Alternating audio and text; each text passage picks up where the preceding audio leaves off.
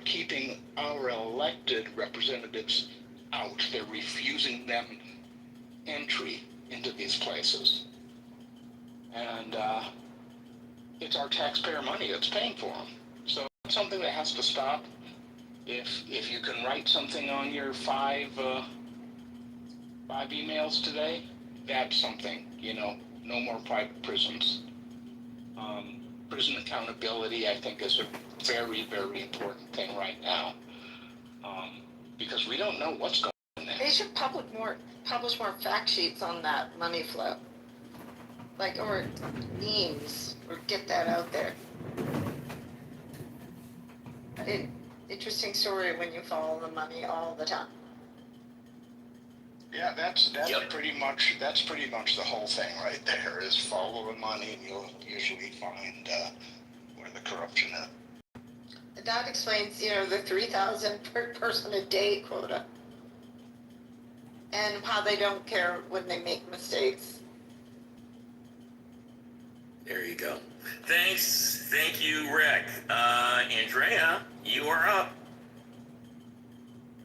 Take us out. Okay, I think we're seeing today that electoral politics is still in the mix as a solution for where we are at, and voting does matter. So hoping we can use the momentum of these days to jazz people up for, must-wins at the state and local level, and there's been some success in flipping those, but also, for the upcoming congressional midterm, the midterm elections in 2026.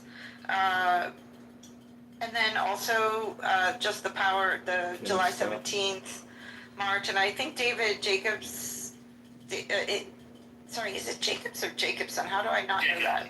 Jacobs, I'm sorry, David. It's just that what he says is quite poignant, because the timing of these strikes and the chill on some of the protests, and people's free right to protest freely and speak their minds, I think cannot be disentangled, but maybe it's a coincidence. So don't forget the Indivisible BART Coalition July 17th march, which is on the passing of Congressman John Lewis. Good trouble. It's his death anniversary, or his memorial date. It's also, I believe, a date where Alabama was formally desegregated. We can check my facts. So it's a march in a way that is in solidarity with equality for all. And also, just the other good news out there, there's a bunch of women's rights groups that are convening in Washington today, pulling together on the right, hands off my body, and what they can do to coalesce and fight back on that, as women's rights are being, to their own body, decisions about their own body are being rolled back in many places around the country. So maybe we should do a room on that at some point, because that's very important. And then I just put in the chat, a lot of times some people in these spaces have been saying, where is the we? There are a lot of tours out there right now, whether it's AOC and Bernie, and it's people, Chris Murphy, Maxwell Frost, or people affiliated with a party. But then there's the, the non-party affiliated grassroots movements like Indivisible, teaming up with a lot of other civil society organizations. And we have sat in this room, I've heard people say, where are a lot of discussion about where are the upholders of democracy, champions of democracy, are Black women and Black men. Well, I put a link in the chat. There's a State of the People tour that is going on around organizing and mobilizing and talking about the moment. And I think they're going to have more dates coming up, but there are recaps of all those marches, if anyone's interested, or those rallies rather, in the chat. So they're not sitting on their butts doing nothing, of course, as always. So just sharing, there's a lot of hope. This is the work of democracy. And so I'm gonna go out on that. Do whatever little action you can take and find your joy and try to laugh. And yeah, that's it. I like it. I like it. It's ending with a positive note. And we made it almost to the top of the hour. We're closing a little bit early, but it is it's a happy Tuesday. It's about 4:55 here in West Africa. Yeah. And I do apologize, everybody. Well, we'll work this Adrian Dittman thing out in the recording. I think we have some links to his social media, so we can complain to YouTube. So if you feel strongly about it, complain to YouTube. Do it every day. Complain to Clubhouse. I'll be complaining to Clubhouse to have him kicked out of Clubhouse.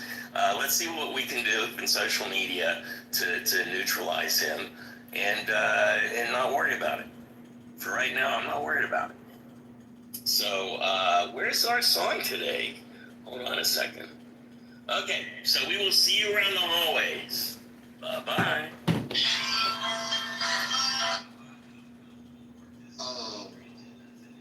There used to be a lot of homeless encampments in the same area. And I asked them why the government... Yeah, it's in your professional terms and conditions. Thank you. So he should be sued because also he's making money off of doing something. Maybe that's we should not- ask for a share of the money. Well, that's another part of the issue, right? I want my, let's see how I many want people. mine.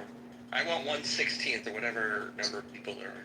In Europe, you have the right to whatever system you're using, you have the right to revoke the consent to manage that data. So that's the GDPR. And in Canada, we have similar rules where, but the enforcement in Europe is pretty strong. There's companies that have had to pay millions of dollars. But in Canada, the enforcement Red is flag? not so strong. Yeah, let's play some Disney music, someone who has access. I love Ariel. I think Disney is good. Or Taylor Swift is good. Have you guys heard of that guy, Admin? I heard he's trans. Trans. Likes butt stuff, I heard. Yeah, I heard he's really into quirky, trans stuff. Did I He tell you likes the women time? with dicks. Did I tell you the time he was talking to a girl on the Chicks with phone dicks. and she turned him down? Did not want to come over and see him. He was really bummed. I also heard he has a micro penis. I heard he has no penis. So If you were to make a He has a portmanteau failed of trans micropenis, operation is what is he there a has. portmanteau for micropenis?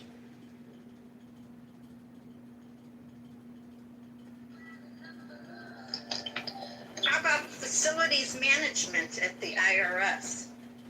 Anybody we know did that? What does that mean?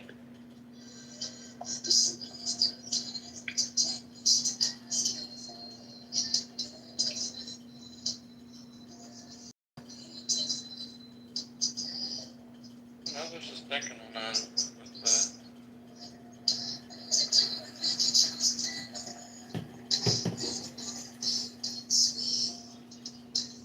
The guy Jules, he comes in the room sometimes. Kind of a slow, low talker, not stupid. Jules, he's ex-IRS. that guy. Comes in our other rooms. I think sometimes it's no picnic to listen to.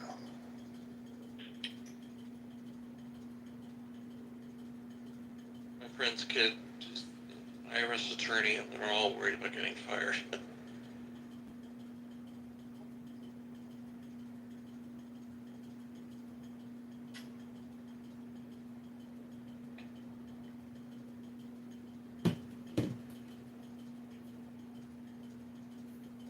People and then being like, but that's a big but. Hey, I don't, I'm just gonna be very frank with you. I don't want some dirty fucking Muslim being the mayor of the largest city in the United States. I mean, if you want to know my deep, the crux of it. Yeah, your mask off moment there. I mean, that's I respect you for being honest. At least most people on Clubhouse, they have these, they hide their racism or their prejudices or whatever you want to call it. I mean, so I respect you more than most people. You know, Pepe be performing.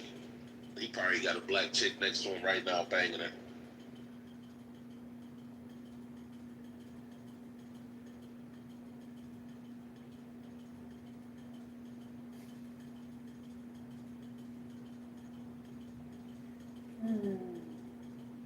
I don't know. I think like races serve a purpose. Like it's so much easier for someone to be like what was the guy, conservative atheist or whatever, before he died or whatever. Wait, he died? He died? I will. Driving Yeah, him crazy. How do you know that? Well, that's what I was. Someone told me in a different room he died. That's why he doesn't come in the app anymore. So I don't know how they found out, but that's how I found out.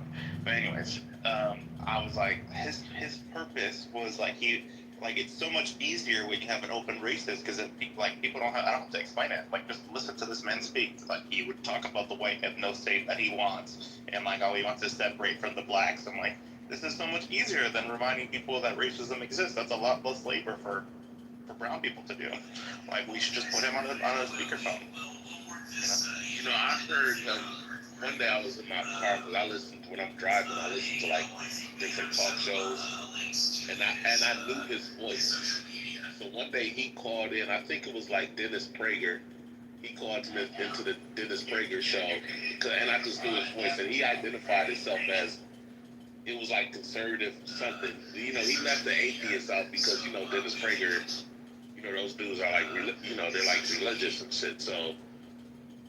He was talking that shit to Dennis Prager, and they was shutting that shit down so fucking fast. They was telling them that he was a cancer to society and all that shit. That shit was funny as hell. To be honest, like I know you're not supposed to talk ill of the dead, but I'm perfectly fine with them passing. Like that thought process needs to die out.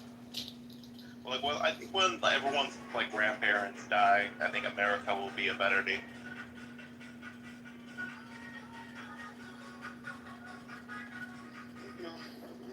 I think once people stop listening to people like PragerU and Ben Shapiro, the world would be a better place too. I would think you would be into people like that, Pepe. What you don't like? Do I like kosher conservatism? No. Is that what that's called? Why don't you like it? It's there's very subversive. They're just mostly just propaganda. I think people like Ben Shapiro in particular, they have their own agenda. It's not. We're not the same. I'll just put it like that. Do you like Jordan Peterson? I used to think it was interesting, like hearing some of his lectures, like when he was a professor and stuff. I don't really. Obviously, I'll agree with him on some things. I don't really listen to him much anymore. He's kind of fallen off. I think this is the end of the Jordan Peterson era. I mean, he's not like when you say that, what do you mean exactly? That he's fallen off? But I never think he was on. He's like only a small minority of people even know who he is. He's not like, he was a big deal. I mean, he's always on, or he used to always be on Joe Rogan podcast, and that's how he got. I think the thing that made him and Brett Weinstein, or one of the Weinsteins, famous was that stuff that was going on at the university. So they were the faces of like the anti-woke culture for a while. But lately, Jordan Peterson has been like crying a lot and like losing debates against little kids, and so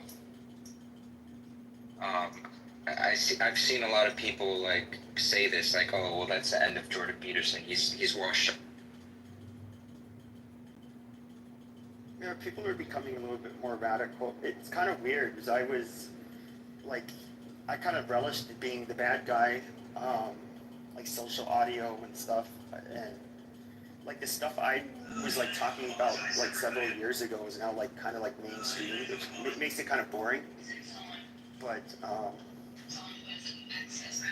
yeah, He stole your little mojo, huh, Pepe? He stole your little twist you had. Your little... Yeah, I don't really care to have conversations with a bunch of fucking people pretending. Better to be hated Or than loved. maybe some of them actually believe it, you know, the stuff that I would say, but it's boring. It's the plan.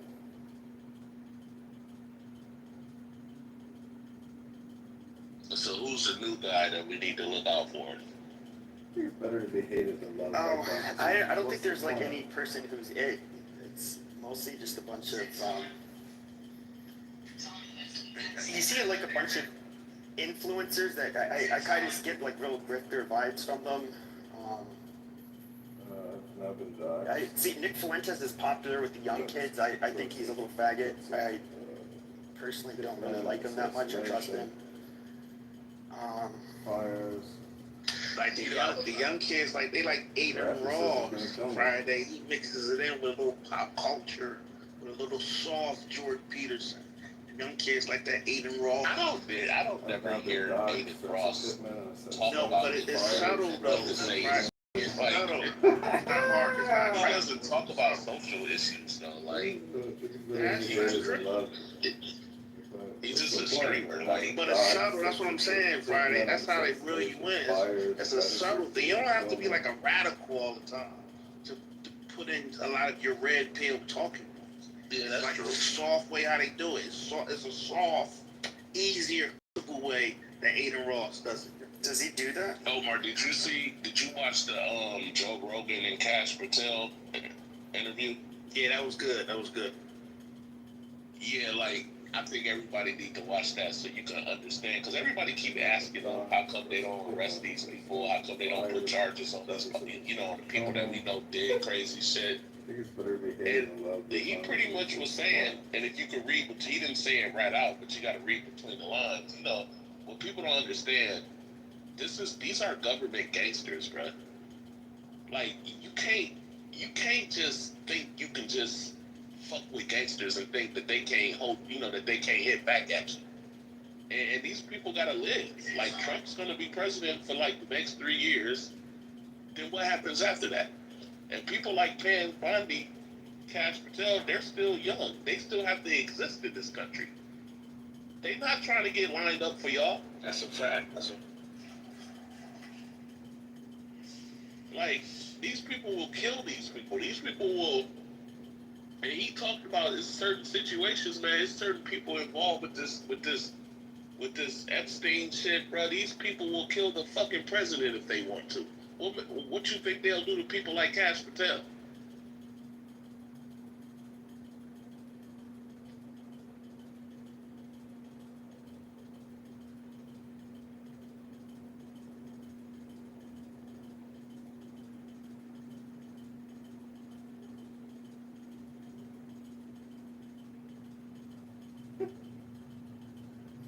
Do you have much faith in our country, like down the road, like 20, 30 years from now?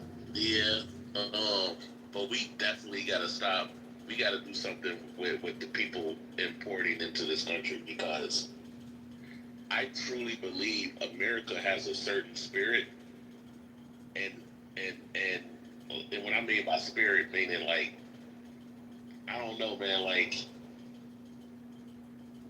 we just have a certain way that kept America America, and if you import people who don't share that same spirit, our country will eventually become the country that they ran from.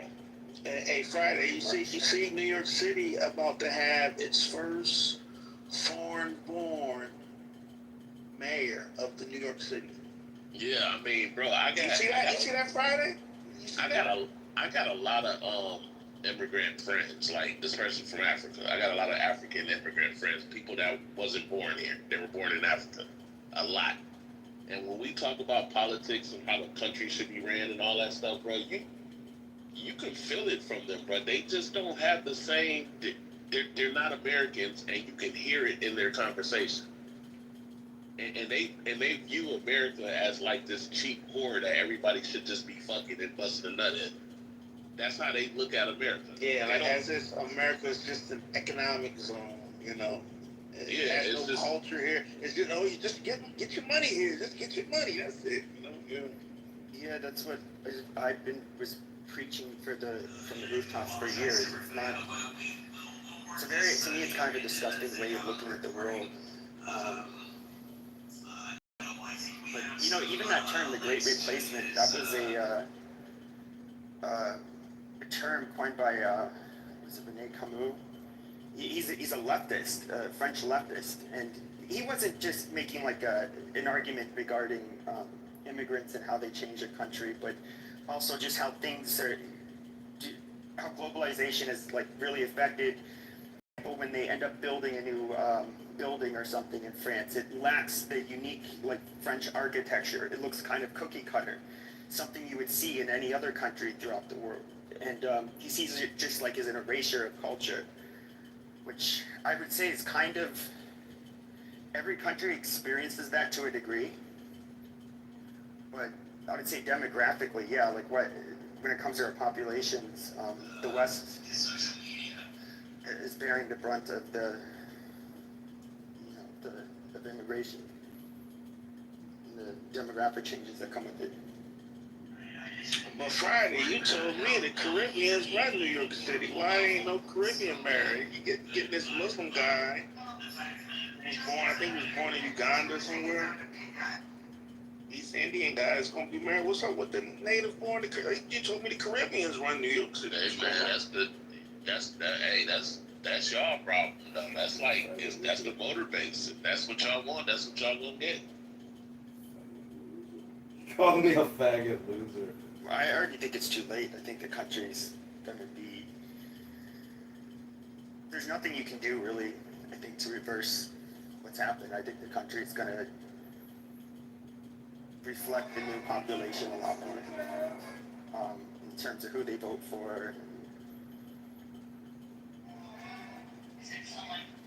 It's not... So you tell me, Pepe, New York City is going to get a foreign-born mayor before they even get a woman mayor in New York City. That's crazy. Yeah, look at London. They've had, they have a Pakistani mayor, and several towns and cities that have Muslim mayors. And what do you, if you look at the percentage of children, I believe the majority of children under 18 are now non-white. The black population African American population, it's remained relatively stable. Yeah, we steady. Percentage-wise, but that's because the African American population is being offset by African and Caribbean immigration. But foundational black Americans have a birth rate that's about as low as whites, and barely higher. Ours is steady. We still getting you. No, you're not at reproduction. Nah, hold on, man. Yeah, hold on. We're still like 2 point. I think it's 2.2. We're still consistent. Watch, I'll just Google it. We're not. We're still. All right, I'm gonna Google it. Watch this. See what it says. Yeah, we're still consistent. We're at replacement rate, so we're steady. We're steady. We flatline. That's what is the replacement birth rate of African Americans? Well, make sure you because if you just put African Americans, they will include every black person. Yeah, but our birth rates are flatline. We're not below. We're just at the, we're flatline. Nah, bro, with the amount up. We're not below. It's at 1.639. We're below. We're not below. It is. You're at 1.639. No, it's not. A 2.1 is. Yeah, and that's because of abortions. Like we're the leaders of the abortion. Yeah, but that's like over 20 million black babies got aborted in the last 2 years. 20 million. Where's white folks at? They're way below that rate. No, we're just barely. I think. Let me look up white people now. I think it's 1.5 something.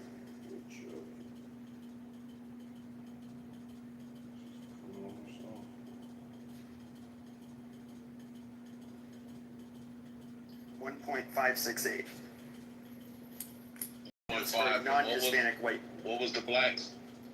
It was for the blacks. It was 1.639. So, like I said, we're just barely. You're just barely above us. Neither of us are at replacement rate. See, I'm reading 2.1. My data has 2.1.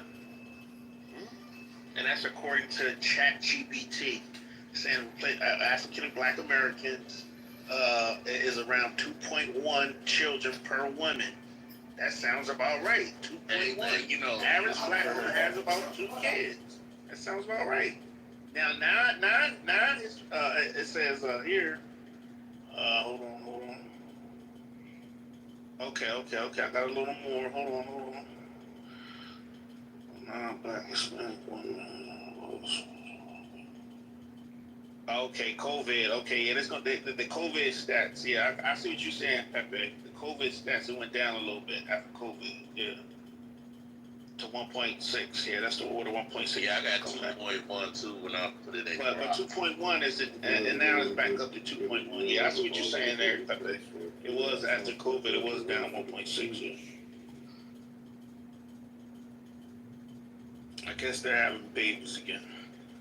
So in 2023, according to the CDC, it's 1.581. Yeah, that was the COVID. They yeah, because mine experience saying the COVID births went down a little bit during COVID. Yeah. Yes. Yeah, this stuff is interesting, man. These birth rates. That's why they've been that's why they've been trying to ban abortion. Because of society, I mean, people, I think in about 50 years, America's probably going to be a third world country. Hey, Pepe, your country's going, if your birth rates don't go up, Pepe, your country's going to be gone. I already see that happening. Hey, Pepe, you dodged the bullet November 5th, because you know, if that black lady would have got presidency, y'all wasn't getting this country back again. You know that, right? Well, yeah, dodged the bullet. You dodged the bullet. That was the main reason I voted for it. Like the number one issue for me is the demographic change. Like that's been for years. That's been my what I see as the biggest threat to America. And at this point, there's just too many. I think there's just far too many non-whites that are foreign-born that are not. That we're not going to outbreed them. It's just they're going to end up, having a higher percentage population. So somebody wrote in the chat. It was Izzy. She wrote, people can't afford children. Like.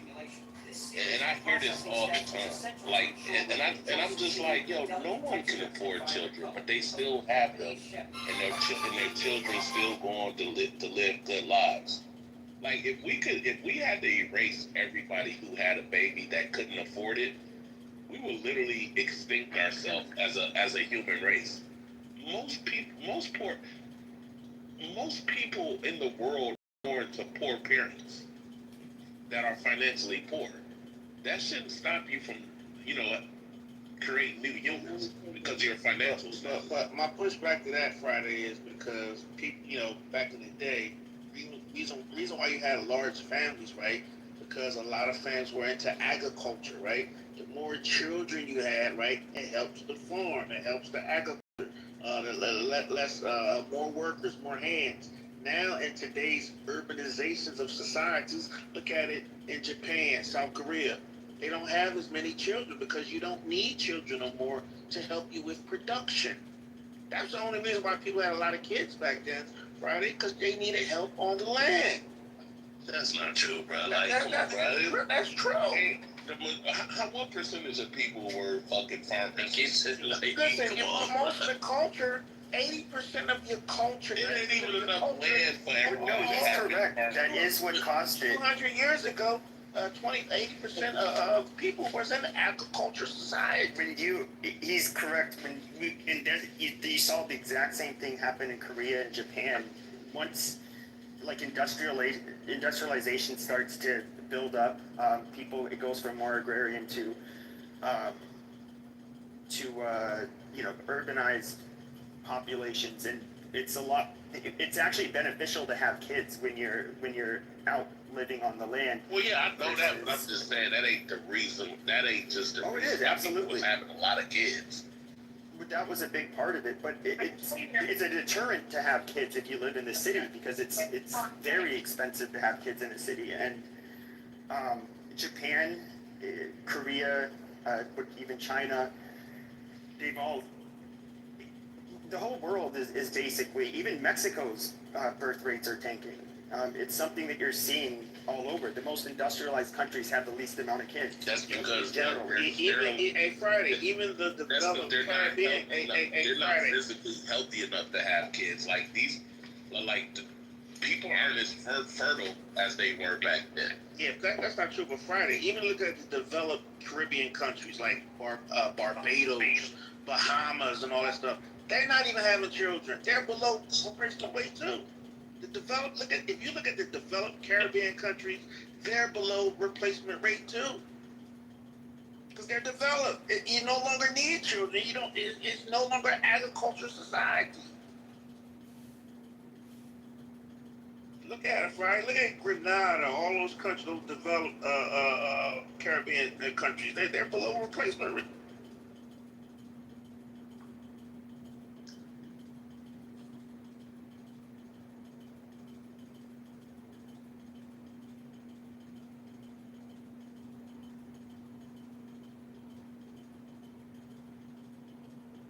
See, yeah, Mexico's dropped below. It was just at about 2.1, 2.2 several years ago. The latest available estimates from 2023 to 2024 says it's between 1.6 and 1.68, which is below. And a lot of people would have never thought Mexicans of all people would stop having as many kids, but you're also seeing the same pattern in Mexico, where people are more people are going to college. Men and women are working. They're living in more urban communities, and it's expensive to live that way.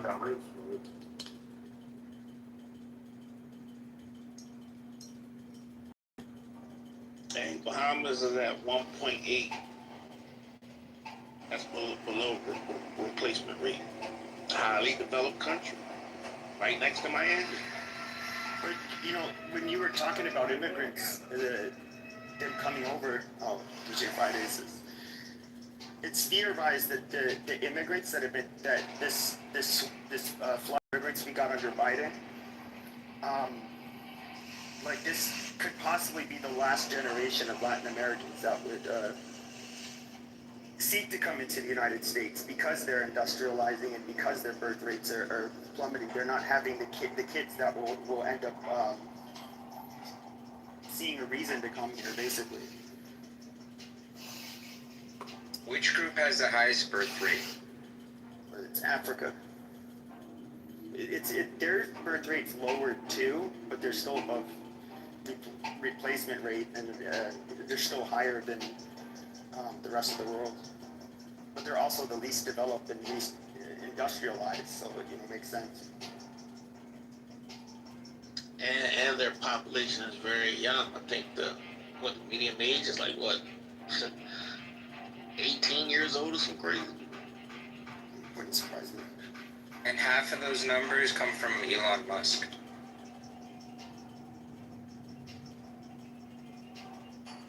But people don't understand, when you let all the illegals in, it changes, the congressional seats, too. Right? So let's say, California gets a huge amount of illegals. I believe their congressional seats in Congress increase because illegal, a lot of people don't know this, illegal immigrants get counted in the census. So the census, it affects long-term. When your population goes up, now you get seats allotted and stuff like that. So it means a lot long term.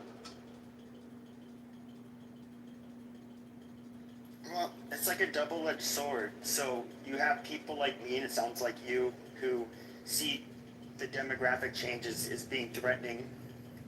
But on the flip side of the coin, we are like the world's superpower. We are the most innovative country.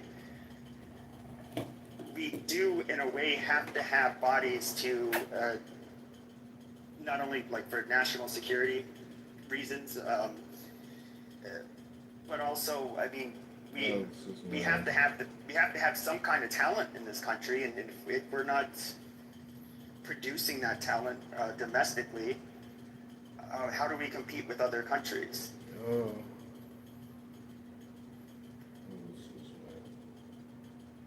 Valley. A lot of those workers, where are they from? Those HB1, V1 visas from other countries, right? But you're telling me the same people that sent man to the moon, created aviation, shout out to the Wright brothers, Ohio, people that live in Iowa, Alabama, sent the first man to the moon. They can't produce talent now?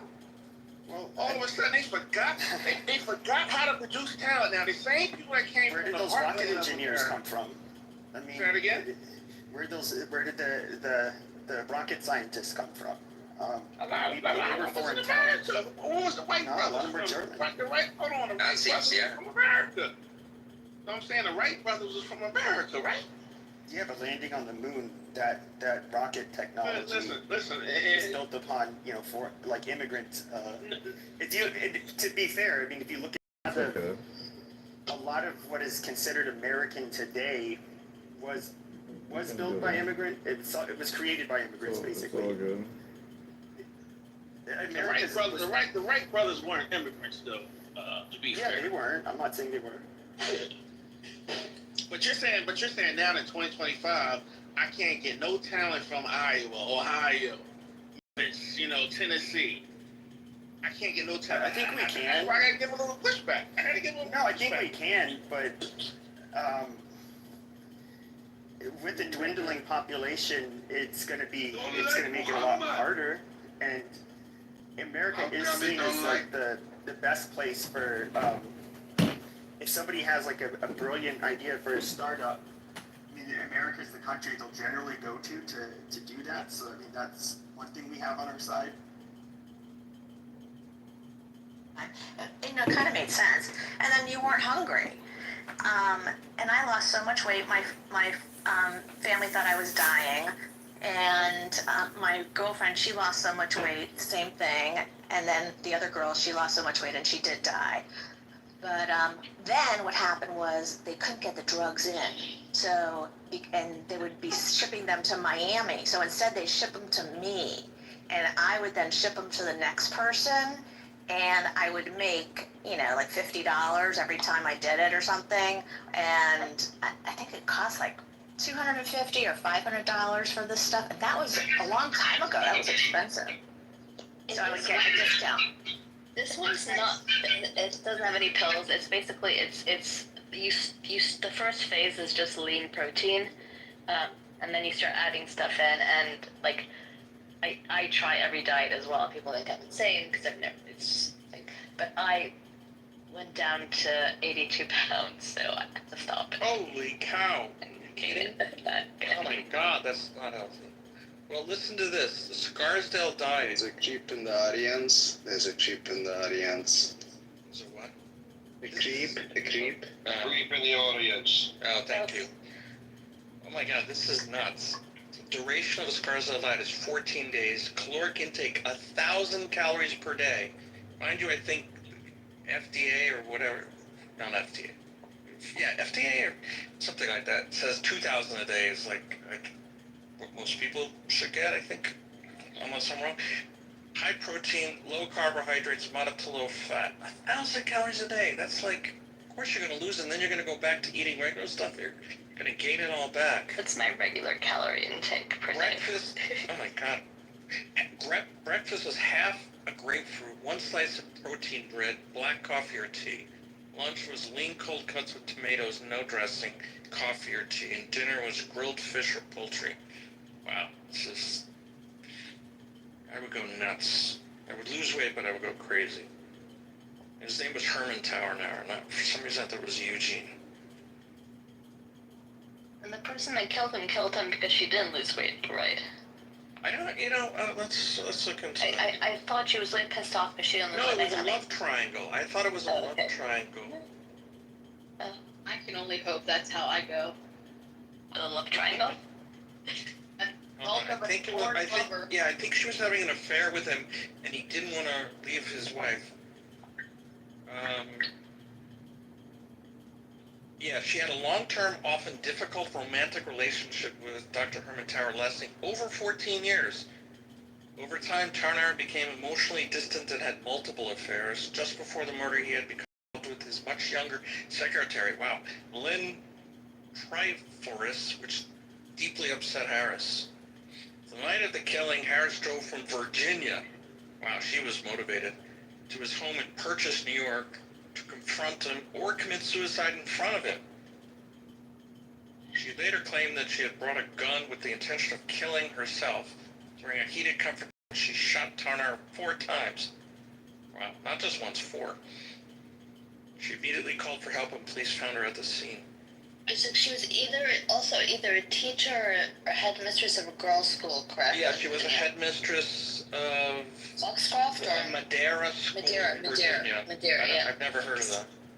But when I was going to boarding school, I looked at Madeira, I looked at Foxcroft, and I looked at the one that I went to. It's right outside of DC. British Columbia?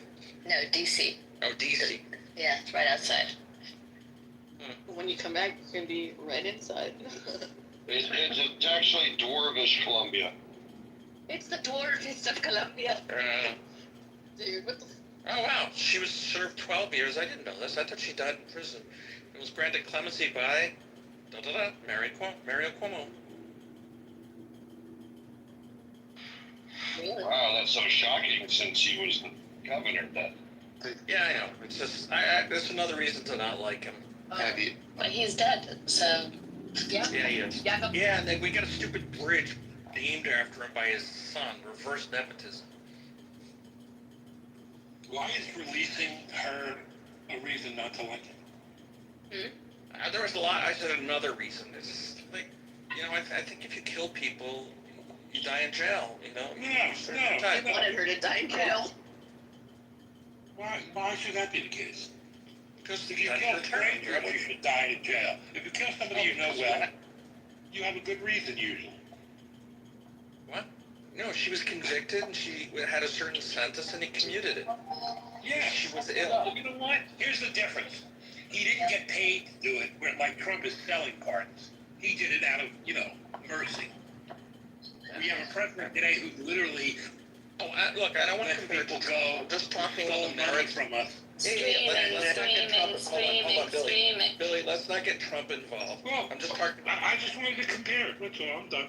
No, I don't want to compare. Just I think if someone has a term, they serve it, and they serve. That's the penalty for committing a crime. And if you happen to die in jail, you die in jail. Yeah, except that's not actually typically how it works anyway. Yeah, I know. I get 14 years sounds like a long actual sentence served for New York. I literally had a friend who killed. He was a very close friend. We traveled back and forth to Israel many times. He killed his wife. He'll be out in 8 years. Shot the whole shul. He was like one of the pillars of our shul. One day he ended up in a fit of rage killing his wife. 2 of my cousins, their dad, my aunt, she had 3 different baby daddies. Her second oldest and her youngest dad stabbed her 37 times in the chest, pushed her out of the van, ran over top to her, drug her for 5 miles, all in front of their 2-year-old son, and he only did 12 years. That man should have rotted in prison. Yeah.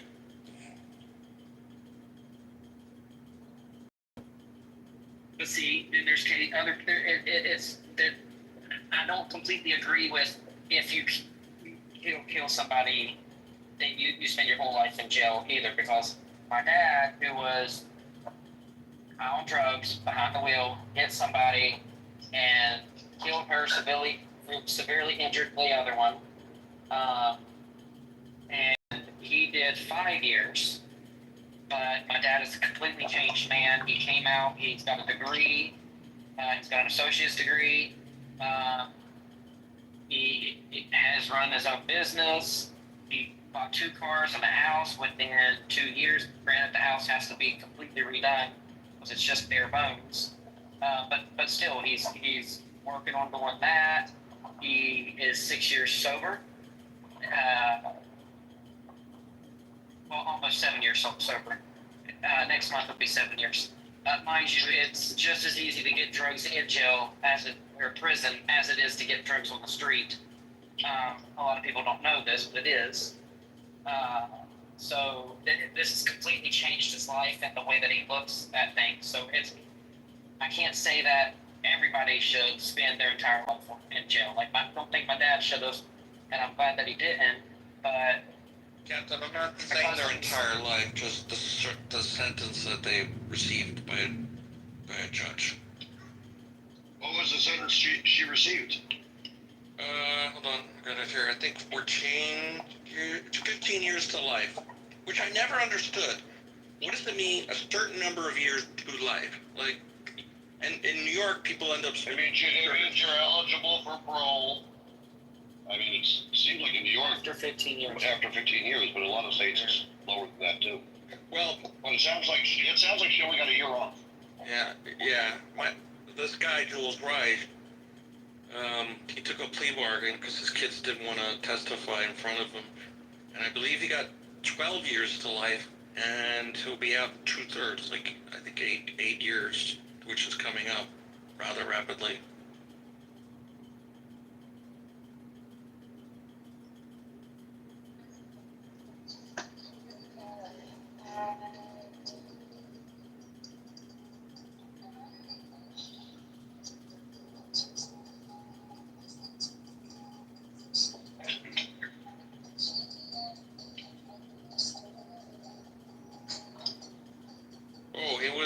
Apparently it was due to her health issues and her positive contributions in prison education.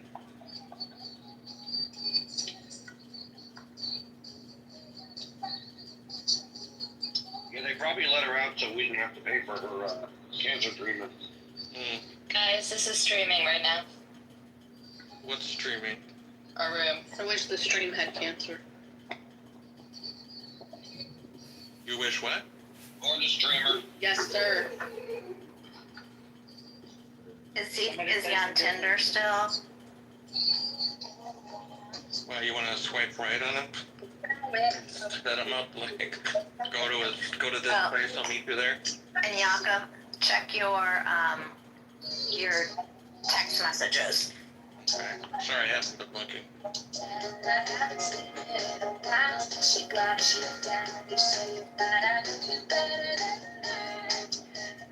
See anything? Taylor. I don't recognize. Taylor Swift. Yeah, Saturday I'm going to be listening to a whole lot of Taylor Swift.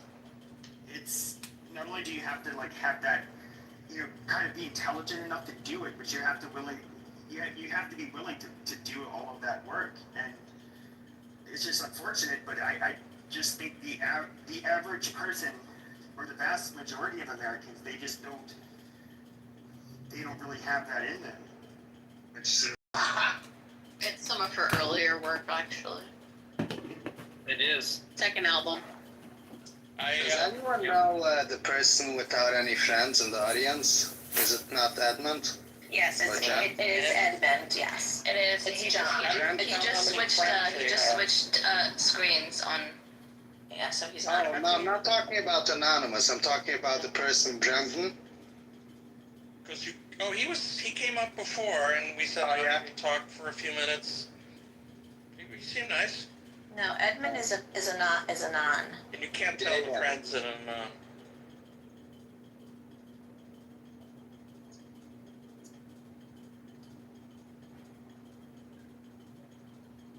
Sometimes the owner of the house, or the owner of the room, the one person who started, is not in the upper left.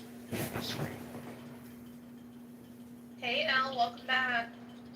It depends if that person left. So if you PCR, he'll be back up again. Time to go. I gotta get us out the trenches, make some hits and fly old teeth for broke. But I can't like it no.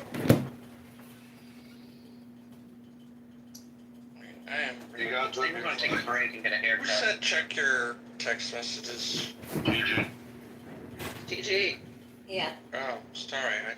Okay, now that explains. Sorry, I was confused. But don't really say anything now because of you know who. Yeah, no. Got it. I reported you know who again. Me too. I also changed the name of the room so when they review it, they'll understand that this has been communicated. Oh yeah. I'm hearing it double because I'm watching him right now, and I'm hearing it here. Turn off the music. The same. Oh, I guess I can't do that. They can't change the sound now versus after. I don't know if the I just iPhone. closed it, but he's definitely streaming. Yeah, and because we're actually going there to report him, he's tripled his listener. What, 5? Yeah, basically. I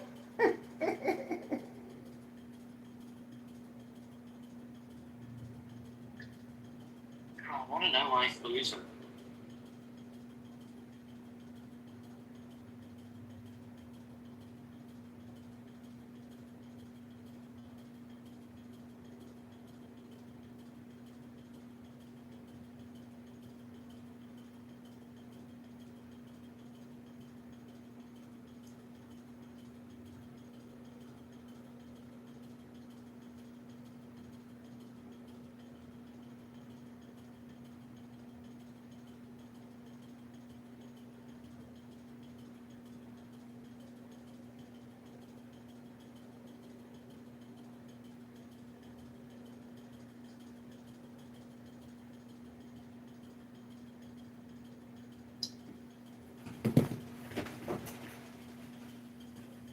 It's amazing how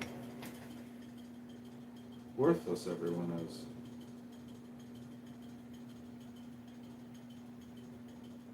Okay, we're gonna try to find one to set it and forget. Hey Jeff, my mom and wife are looking for you.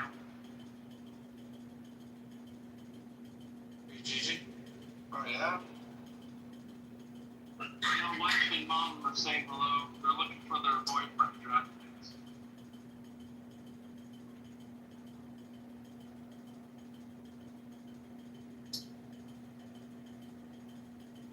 Yeah, Jeff is my mother's and wife's boyfriend. You gotta know. I just wanted to let everybody know. We know each other quite well. I mean, he's not Like that Nation of Immigrants rhetoric, you don't hear that talk until like after the 60s. That's like a relatively new thing in America society, talking about we're a nation of immigrants. You don't hear that talk in no newspapers pre-1960.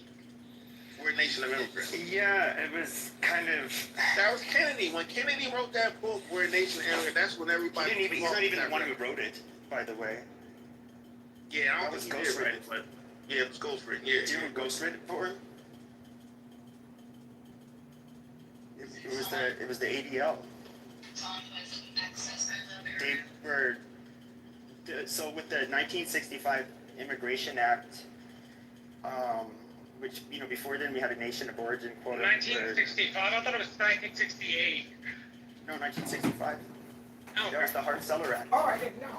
Yeah, okay.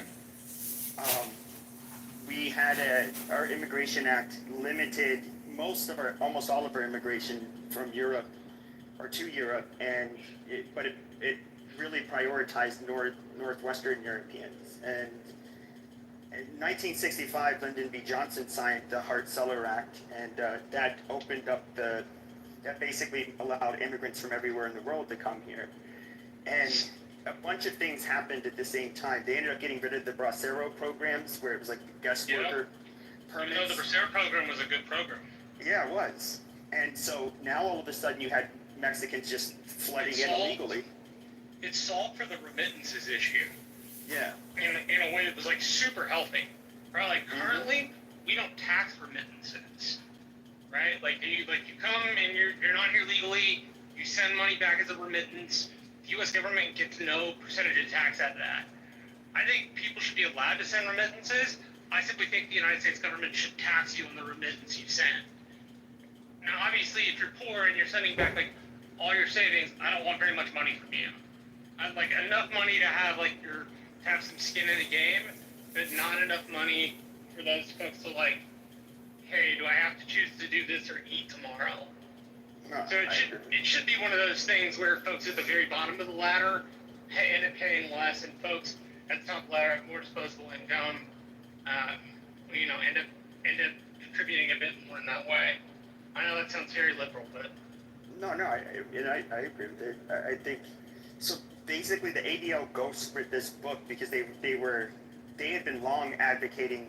They were basically spearheading the what was that Immigration Act, and so that book was the kind of, I guess you could say in a way, propaganda to get people to embrace opening up the country to other people, and there's also a Dominic Stanzioni likes to constantly remind me the sanctuary movement in the 60s, late 60s and early 70s, which is a combination of like farther to the left Latin and South American political figures combined with the church.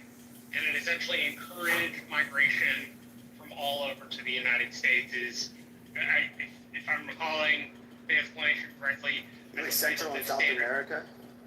Yeah. I mean, we had like communist priests there. Yeah, well, as well as I do, I don't know if this is where you live, but like where I live, Catholic Charities does a ton, and it's been doing a ton on the border longer than I've been alive. Yeah, Catholic Charities of Arizona is the main. When Biden was here, they were the ones that were getting you your plane tickets and all of the, the phones, all of that shit. Sister Norma Penentel does that, but I swear to you, she is on the left-hand side, but for folks that have nothing, she genuinely does do God's work. They provide them. Actually, I can't.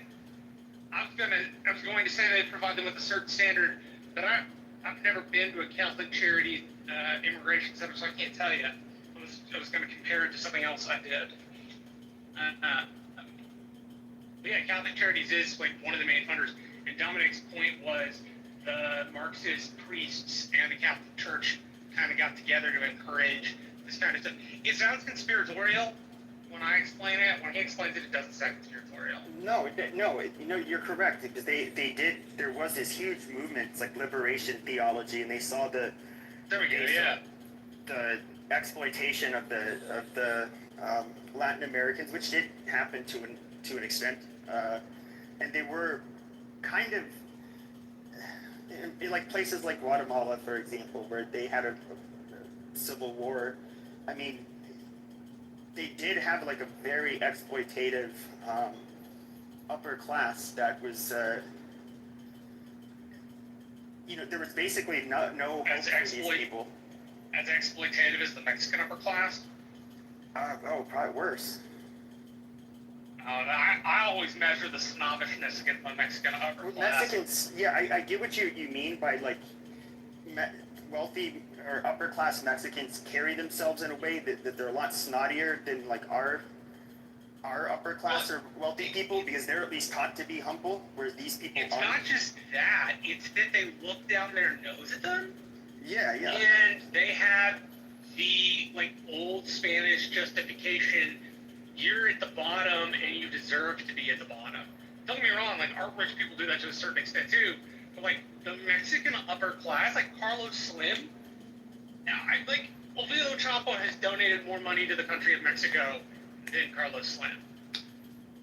For those who aren't aware, Carlos Slim is a Mexican telecom magnate. For a while. Yeah, Latin America classism is a total different game. I agree with Marshall on that one, man. And it's like family based too. How snobby they are. Oh, Just they call it a granola factory. It's like, if you get like a position of power or money, since they're so family oriented and they're like their conception of a family, it's a lot broader.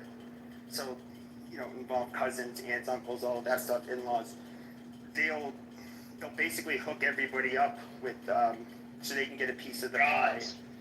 And it's ultimately they're really good. It's a really good thing that they're family oriented the way they are, but it also creates a shit ton of corruption because they're expected to hire their family. Exactly. They're expected to hire the compadre. There's no upper mobility. That is one of the, I think, cheap good criticisms. I wish Renee were here. Renee is a combination Swiss, Mexican, and so he and I always end up having good debates about Mexico. But yeah, because of where I live, I mean, I'm sure you encountered this growing up too, but like Mexican nationals growing up were some of the most classist people I've ever run across in my life. I worked here. I worked a couple stores in the mall here, Scottsdale Fashion Square, that's where they don't really have any malls in Sonora. So a lot of them, they'll come up here or fly up here from the state of Sonora, usually Hermosillo, and they are just I mean we'd always joke about them. They do treat everybody like they're the help. And it was just like really strange because there's a lot of wealthy people in Scottsdale, but we just never you don't see Americans ever carry themselves that way. And I can only imagine how much it would suck to live there. In Arizona, before they went back across the bridge, well, y'all don't have a bridge, but before they went back across the border, did they rip all the shit out of their packages too? When I was growing up, super rich Mexican nationals used to get everything from the store, go outside with a shopping cart, tear everything out of every box they bought, and stick it back in their car, and then leave the box, and literally all the trash, like every bit of trash they could possibly fucking leave, and you knew it was a rich Mexican, the larger the poorer they ended up being. Mexico still has that old kind of Spanish-style classism, the encomienda system, in a real way. I would say they also have some of the tackiest. I remember they were just very label obsessed. I know what you're talking about. It's kind of frowned upon with wealthier people here. So I know exactly what you're talking about because I was watching the news. Really, I was watching the news 2 days ago with a buddy of mine related to cleaning my house on Univision, and that came up. It was a jacket that had Ralph Lauren on the back and a Lamborghini logo and a Polo logo. It's shit people. It's so tacky. Exactly. I was about to say it's shit people in the United States wouldn't be caught dead in. They're top of that fucking list are jackets that have tons of expensive car decals. What the fuck is the point? Now, granted, it's different. For example, the last campaign I worked, I got a vest. One of the big things in Mexican politics is not campaign shirts, it's campaign vests. And they fucking, everybody wears the little funky looking vest when they go knock on people's doors. Granted, you can't do the same shit you do in America. You knock on the wrong person's door, they'll shoot you. That's really funny is, whenever an American, accidentally leaves a handgun or, ammunition in their car and they drive across the border, they get, a few years in prison in Mexico. But, I don't know how many times I've been in just Nogales across the border, and you'll see people, you can see the handguns imprinting in their shirts. You can, it's kind of well known that there's criminals everywhere with guns. But it's so, how selectively enforced it is. The first time I remember as an adult, it was actually at a strip club when I was 18, and just seeing so they turned the lights on, and these guys had, some of them were like police officers with like cheap laminated badges, and they had the military with them. And I guess because it's on the border, they were just searching some of the Mexicans. But you know, the one guy that was like, you know, asking if we wanted any cocaine or anything, he shakes hands with them and doesn't get searched, but all of the other Mexicans get searched. They told the Americans to stay seated; they weren't allowed to search us. But yeah, it's just like it's just a bizarre, corrupt place. You hear what happened? This would have been before the election. But remember when those 3 kids went into Mexico from Texas, got kidnapped, and they all got killed? Yeah. Okay. Fucking, I guess it's Oviedo's nephew or uncle. No. This happens before El Mayo gets turned in, like turns himself in, or gets turned in. So El Mayo was still in Mexico, still in Sinaloa at the time. And the cartel found the low-level pushers that did it, killed them, mutilated their bodies, brought them to the bridge, dumped them in a pile with an 8.5 by 11 computerized written note, like Times New Roman, that read in Spanish something to the effect of, "Hey, it was us that killed them. We really fucked up. Here are the folks that did it. We're so sorry." And implicitly in that is, please don't send the 1st Marine Division to kill us all. Yeah, I saw how they were like, they left him handcuffed in front of the police or whatever. I mean, the cartels don't want any beef with the U.S. military. They're not interested in that shit. It's why they've never gotten into the fucking terrorism game. Yeah, Don't get me wrong, there's still there are coyotes that are just they do bring in terrorists, but it's one of the reasons they have stayed out of that for such a long period of time. Because they know the U.S. government will come in and fucking kill them all. Well, that's why cartels generally avoid targeting Americans in general. Because the last thing they want is international attention. Doesn't mean that there's dipshits that like lower level people that will, you know, kill an American, you know, on occasion.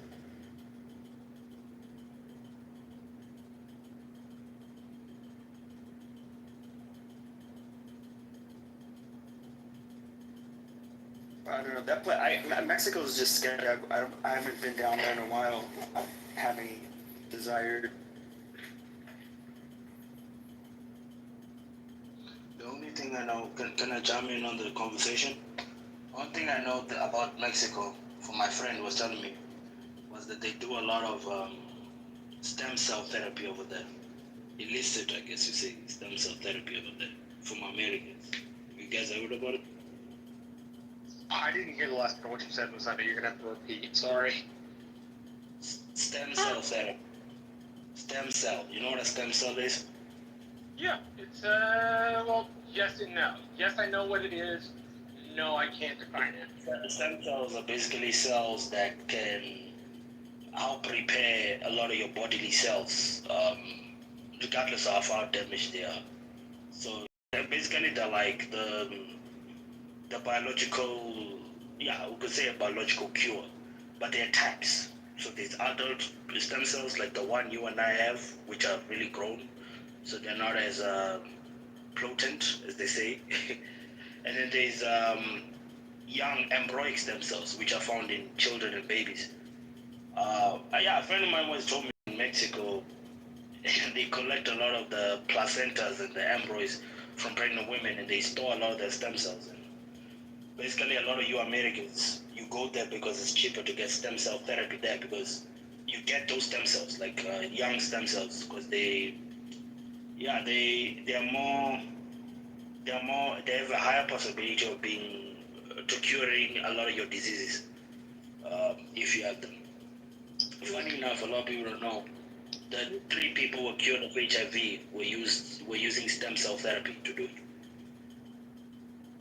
Yeah, that's part of the Dallas Buyers Club, right? The movie. Yeah. I think the one with Matthew McConaughey is one of the much better roles. Masada, quick question. I don't think I've ever asked you this. What'd you go to school for? Before you do whatever you do now? I started electrical engineering. It's just something I've always known about stem cells because of my high school math teacher. When she was pregnant, she used to say it like, I'm gonna store my placenta, so in case I break my spine, I'm gonna use this and whatever. So that's when I really got interested, and then I realized there's an entire hidden industry around this. But yeah, man, I don't know if you know this billionaire, American billionaire, Larry Ellison. Have you ever heard of him? Yeah, he donates significantly to political campaigns. I can't tell you exactly how much to whom, but he's a funder. Larry Ellison is, I don't say you heard it from me, but he said that he is one of the largest stem cell, he owns a stem cell laboratory there in Mexico and in his island, which is why his skin, if you look at Larry Ellison, he does not look his age. I don't give a fuck, that's the one. Like, why are you a bitch? I don't know. As I'm wondering, I'm having thoughts. I'm like, why are you such a little bitch, yo? Damn. That's the long and short of it. Crazy. Why? Why? Google is loud for that. Google. Mission message group. T got an army of scared people. Now everybody's scared because nobody's speaking up. Yelling. Jump. Look at Dr. Seuss go. Is God forbid you live in the real world. You know. How many? This nigga writes so many short stories every day. Boy, you should be rich by now. You know. To me, my thing is like, if for some reason, if we were like related, you know what I'm saying, or like we were cool, or we were related or something like that, like where I'd actually give a fuck. Because I have to say cool, and you turn, something must have happened to you. Because I swear to God, I just don't like people like this. Because I just don't like a punk motherfucker. I really don't. I got people with all different types of personalities. One thing I can't do is just a punk ass bitch. It never works for me. At all. I have friends all over the world. Okay? But a punk ass motherfucker? Ugh. I cut somebody off. And I have, for that I've known for a long time. For moving like that. I just don't like it. It's not my thing. I don't think it was that damn bad to where you gotta create it in real time just to be, truthful or honest or solid or to have integrity. It's just too crazy. What's hot out there? Tricky.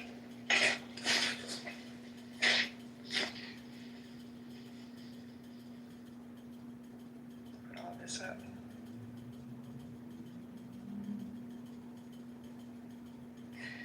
All right, so we could do a couple things here if you guys want. We can do like a review of something, like, but it has, like, I don't want to be all over the place, but it has to be honest. Honest against me. I mean, honest whether it's against me or honest whether it's against him. It's just honest. So that's me signing the contract. Okay, no feelings involved. T, you have to be like this. You are like this, and you have to accept it. I'm cool with that. So, but I don't know. That's what I'd like to. But I don't think. To me, I don't think it's gonna matter. Because it could go one or two ways. Hey, T. I don't agree with concrete, and then concrete's gonna say, hey, you're here's another short story, as to why this guy is false. He's just a simp. There's always a way out. Or T, I do agree with concrete, and then it is what it is. So you gotta understand that. Like I said, that's it. But it doesn't. My point is, no matter what, you're just gonna write one of your short stories to say why it isn't the kid. There's no point. Yeah, so I don't know how much fun.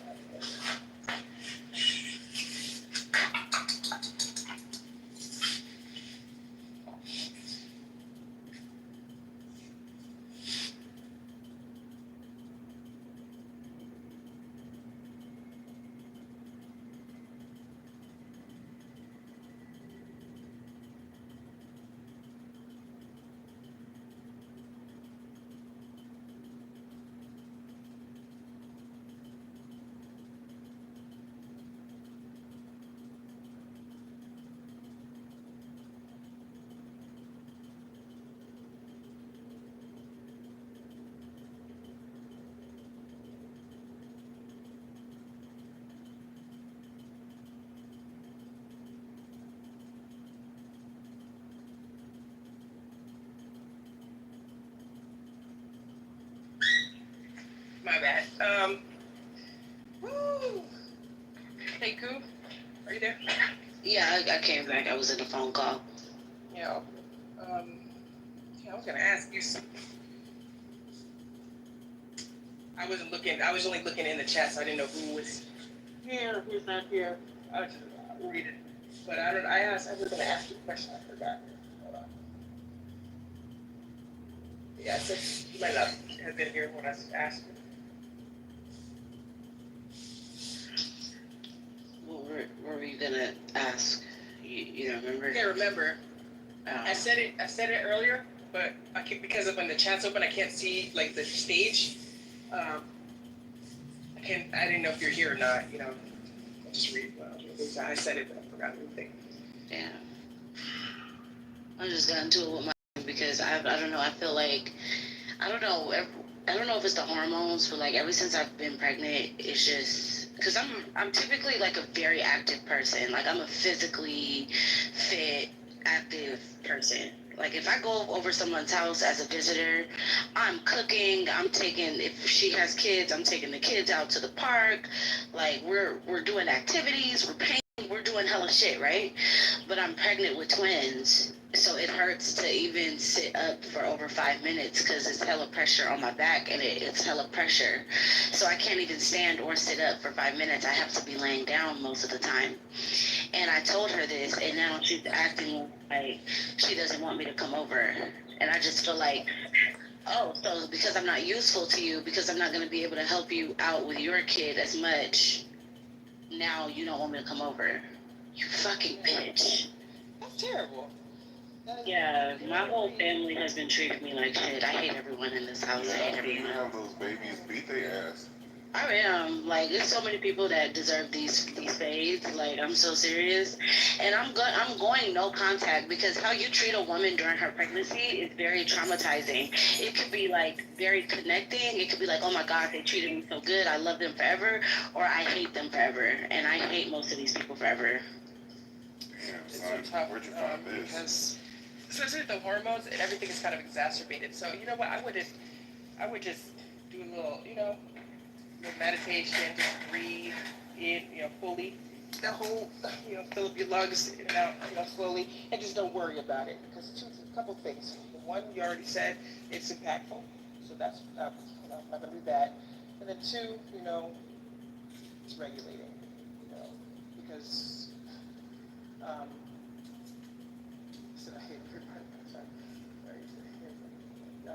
that way you'll have you can ensure your view is balanced.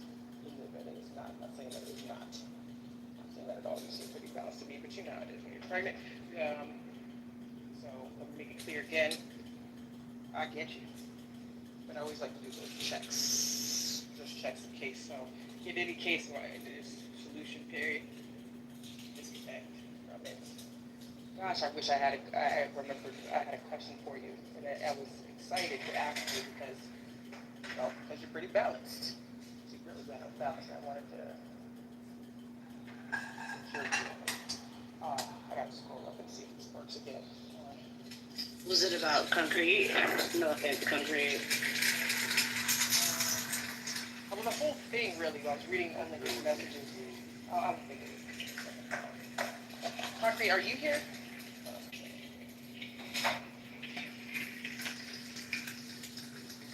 How you doing? How's it going, Concrete? You know what I like? Hold on. Oh shit, my bad. That nigga fried chicken. You're cracking eggs. No, it's early there. Is it? No, maybe it's not. I am not frying chicken. Y'all are fucking hell. I'm about to eat, so I'm not. No, I said you were cracking eggs and making breakfast or something. You were correct, T. This nigga talking about frying chicken is crazy. Look, I just made 4 eggs. Yeah. So I do have a question for you, Concrete, and you could just ignore it or whatever. It's really not that deep. But I hate prefacing my questions because I don't know how not to sound like divisive and shit to people. Best I got. So basically, my only like questions. Like, I'm wondering, right? So I shared like a bunch of my thoughts. What I'm wondering though is like, is it performative? Now, yeah, of course, it's going on the assumption that my thoughts are like not flawed, even though I always leave room for that. You always make corrections. But like in the case that they aren't, right? Is your behavior like performative? You know, and we can think of it on a small scale, like what's the last like stat? Oh yeah, okay, fine. So the hey, what percentage of a romantic relationship involves psychology? That's what you're asking. And I know a lot of people were talking at the same time, you know, and the stages is hard to manage. Like you're cut. They cuts me off to ask a question. You cut in to ask this. I'm doing the, you know. It's not really anything to really, you know, make a big deal out of. I did not, you know. But I'm setting the scene in case you don't remember. Lots of people talking. How much does psychology play? Panda says, hey, is that a Doug question? Is that a Doug question? Is that a Doug question? I'm trying to get the statement. Like, you know, so, of course, we're not going to get that's not efficient because that's offensive to people. You know, to me, I would just say, yeah, it's a fucking Doug question. But I need to ask it, you know. Can't get that out of anybody. So, there's a back and forth, because whether or not an outside can say yes, it's a duh. Of course it's a duh question. Is it an obvious question? Yes, who cares? No. Of course some level of psychology is involved. Who gives a fuck? Just answer yes or no so we can get past it. This is not going to be the first duh question. It's not going to be the last duh question. And it's not a major offense to ask a duh question. Right. That's my problems when I manage the fucking stages. It's just like, people, it's black people to be honest with you. Sorry. Just find some stuff on stupid and silly shit. Gosh damn it. It's so hard to manage. It's an ethnic skill set that I need to fine. So then I go, yes is duh, please, all that back and forth. A lot. The answer's a lot. At length. Answer my question. A lot. You know, like that. So you're all hyped up, and I guess it's because the duh back. I don't know what the fuck is going on, but either way, what's a lot? And I'm like, what's a lot? A significant amount, a significant portion. What's a significant portion? I'm like, first of all, your tone's already fucked up. Number one. Okay, which is crazy, but it's like whatever. You know. I go, what format do you want me? You know, because I don't, you know, vast majority. I don't know what else to tell you. These are my thoughts about some high-level conversation, some random question. Hey, it's psychology. How much do you think psychology is involved, or whatever, however you guys say, in a romantic relationship? I don't know if you're looking for me to vomit out some digits. Okay. In some kind of format, we should have made it clear. You know, so I can tell you, I don't know. But my guess is that, of course, there's involvement. Now you want a measurement. I'm sure there's a lot, you know. And then now you want some precision, and I'm just like, this is crazy. So then, so that's more annoyance. What happened afterwards? I know that what happened? There's a fallout after that, of course. Oh, never mind. It was between. No. There was a fallout. You're right. Yeah, I thought I was trying to get one between me and him. That wasn't between me and him. No. I'm tripping. Yeah, that was. I'm like, no wonder I can't land on anything. I'm like, well, something. I'm like, I can't remember none of my words. That's funny as fuck, yeah. Fuck, man. You lost it at that point, man. Yeah, I was wrong with that. Yeah, because to be honest with you, it's like. It kicked it off. It was more so just because when you asked him for those same things, you never did it. Let me tell you, straight up, I don't have no problem in that. You know, y'all shut me the fuck down there. Y'all, look, I get it. Let me talk to you. I don't give a fuck about this shit for real. Like, but for you, I just want to make clear, as long as, and I think you heard me the other day, I just want to ask you guys, you know, hey, this shit goes on too long. You guys said too long. It's too long then, you know? I lost that vote. And I made it clear, okay, you guys, you know, you got it. I was just asking if we can find a sweet spot sometimes. And y'all, I don't know if y'all were just too, like, in the zone, you and Panda. No shade, I don't think but y'all I really pulled hear me. back. I checked the replay. Okay, you pulled back. I heard you. I heard. But I was like, you I denied, get you it. said, but you vetoed my sweet spot first. And so Yes, basically, I was first to say no. You were like, are y'all not enjoying this? I'm like, no. Okay, I just want to make sure it wasn't just like a, no, not that. Like, I was asking y'all, look, can there be a sweet spot, you know, in where it's like, okay, like just give me a time limit sometimes, right? Yes, this is annoying, we'll take it for 2 minutes, take it, that, and shut the fuck up afterwards if we can't take it. What am I gonna say about it, you know? Oh, no, I'm sorry, I've readjusted. The back and forths, right? Because when I'm on a mission to get the you know, like the conversation rolling, you know, remember, I gotta do, I just want the shit to go in, right? You know, when I say automate the conversation, that means, you know, get the shit fluid enough to run itself, and then it's hands off. When I'm having trouble doing that, you know what I'm saying, and then things get distracted, that was my only gripe. Believe me, I don't have no issue, you know, with the response, but just the amount of time it took because it throws things off way too far. That was my only gripe. I lost that shit. Y'all said no, just shut the fuck up. Cool, whatever. I just wanted to ask you, just in case, like, just as a final hoorah. Like, did you mean it, Corey, when you said no? Yeah, no, I absolutely meant it. I absolutely meant it. The no was, and I was trying to type today when y'all were just talking, because I'm like, yo, why am I enjoying this so much? And it was because you were responding to Concrete, who was typing in the chat. I think it's just hearing him. It might be a tonal thing, but everybody yelling at the same time and him literally just being so loudly ignorant off mic, it just, and it goes for so long, like he's dodging your questions. You're like, you know how we are in here. We're very like, we're stuck. We're gonna keep asking the same thing. Did So you hear it's that? like, ooh, oh yeah, oh yeah. This is why I had to ask you, did you mean it? You know, got this like relentless bitch, like give it out. But listen, you were here to shut it down, and I just didn't feel heard. You know what I'm saying? I did not feel heard. You know, because like,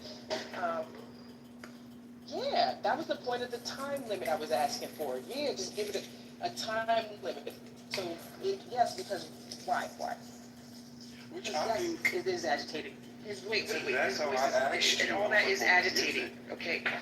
So let's listen. All his voice is agitating. So if you guys are talking back and forth, it's very agitating. 2 minutes. So it throws me off track if I'm trying to do something or anything else. But if you guys go for long, then I have sensory issues.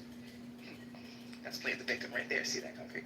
All right. So if it's going too long, right? You know, it's annoying for your ears. Hold on. You know what else is annoying? Right. Background noise. Yeah. Somebody says. Fucking Mexicans. What the fuck?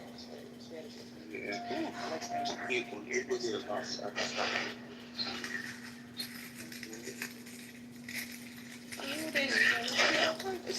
So you guys said no, right? But I was trying to achieve the same thing that you are liking right now. So that's my only gripe. Wait, what am I liking? Oh, but see, I like you though, because you were being it was going somewhere.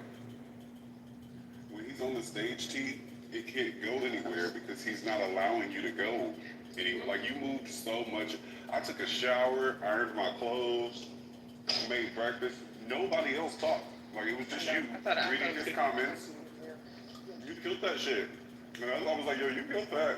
And then I realized I was on the elevator a little bit, so I forgot. I don't know what your first answer was, but listen, let me make sure that the question's clear. I just thought, so I asked y'all, remember, to shorten the back and forth, although I agreed with all of your responses, right? Now, I was about to tell you why I agreed, because it's very obvious, so fuck it, you know? I agree with you were paying it wholeheartedly, because, like, that shit is OD annoying, the way he does. Like, it's unnecessary, it's annoying, it's like, why are you hype, nigga? Damn. You know, it's like, you know, that you just agitating, you know? You annoying, really, you need help. Shout out to whoever can stand it, I can't. So fine, I know it's a lot, like, literally, you hear them. Fine. So with the back and forth, you know, that's also extra agitating. So you're like, why am I enjoying this? Because I'm not really talking about shit. Because he's in the chat, and I'm on stage. And the way he does it, it's like anxiety inducing. It's annoying, right? So you don't want to hear it. That counts as you not want to hear it. And when I ask for a time limit, that's me not wanting to hear it. So we kind of were fighting for the same thing. And you shut me down. You and Pan. Wait, can you hear me? And now you're not listening. Can you hear me? Yeah. So no, the time limit thing, I absolutely agree with you with, but my question back to you in that moment was, what's the time limit? That's what I was saying. Like, what is it? And then I went off too today because I was just like, we've already got these fucking samples. Yeah, no. I was like, we've already fucking got it. So it's like we're doing this shit for the fifth fucking time of listening to this nigga give us some fucking samples of the same fucking shit. Yeah. God damn it. I guess. I explained myself with that too, right? But no, I'm just saying right now it was layers. So while I do agree, I want to be clear, I agree with you on that. Like, I'm down for the time limit. I'm definitely, even in today, as long as it's able to be heard and understood, I don't have an issue with shit we talk about in here. I just hate it when it's not even nothing being heard or understood, because it's just rah rah rah rah rah rah rah and the moon is cheese. I'm sorry, I made that dog bark. I just made that dog bark. Whose dog is that? Mm-hmm. Oh, that's somebody else's dog. Mm-hmm. He did not like that I came out here barking though. Yeah.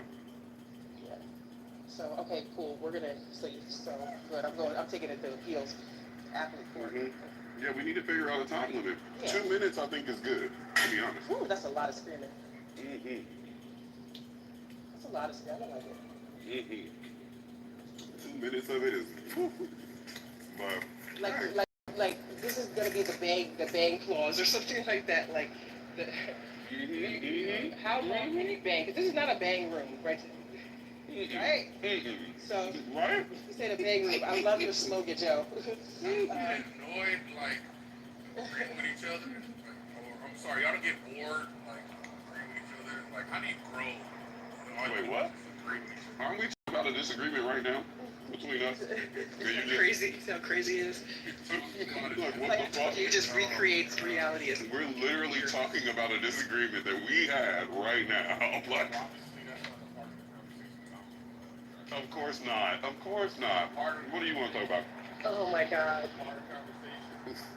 Not right now. We're not going to talk about what we're talking about right now. That's crazy. Where you love to give your criticism, right? Love to sit on top of your mountain looking down on the comments. Hold on for a second. When it happens to you. Mute me. Somebody mute me. Is he low or is it me? I took my headphones out 3 times. It might be me too. No, he's low. He's low. He's low. Thank you. Yeah. What about now? Am I still low? Oh, perfect.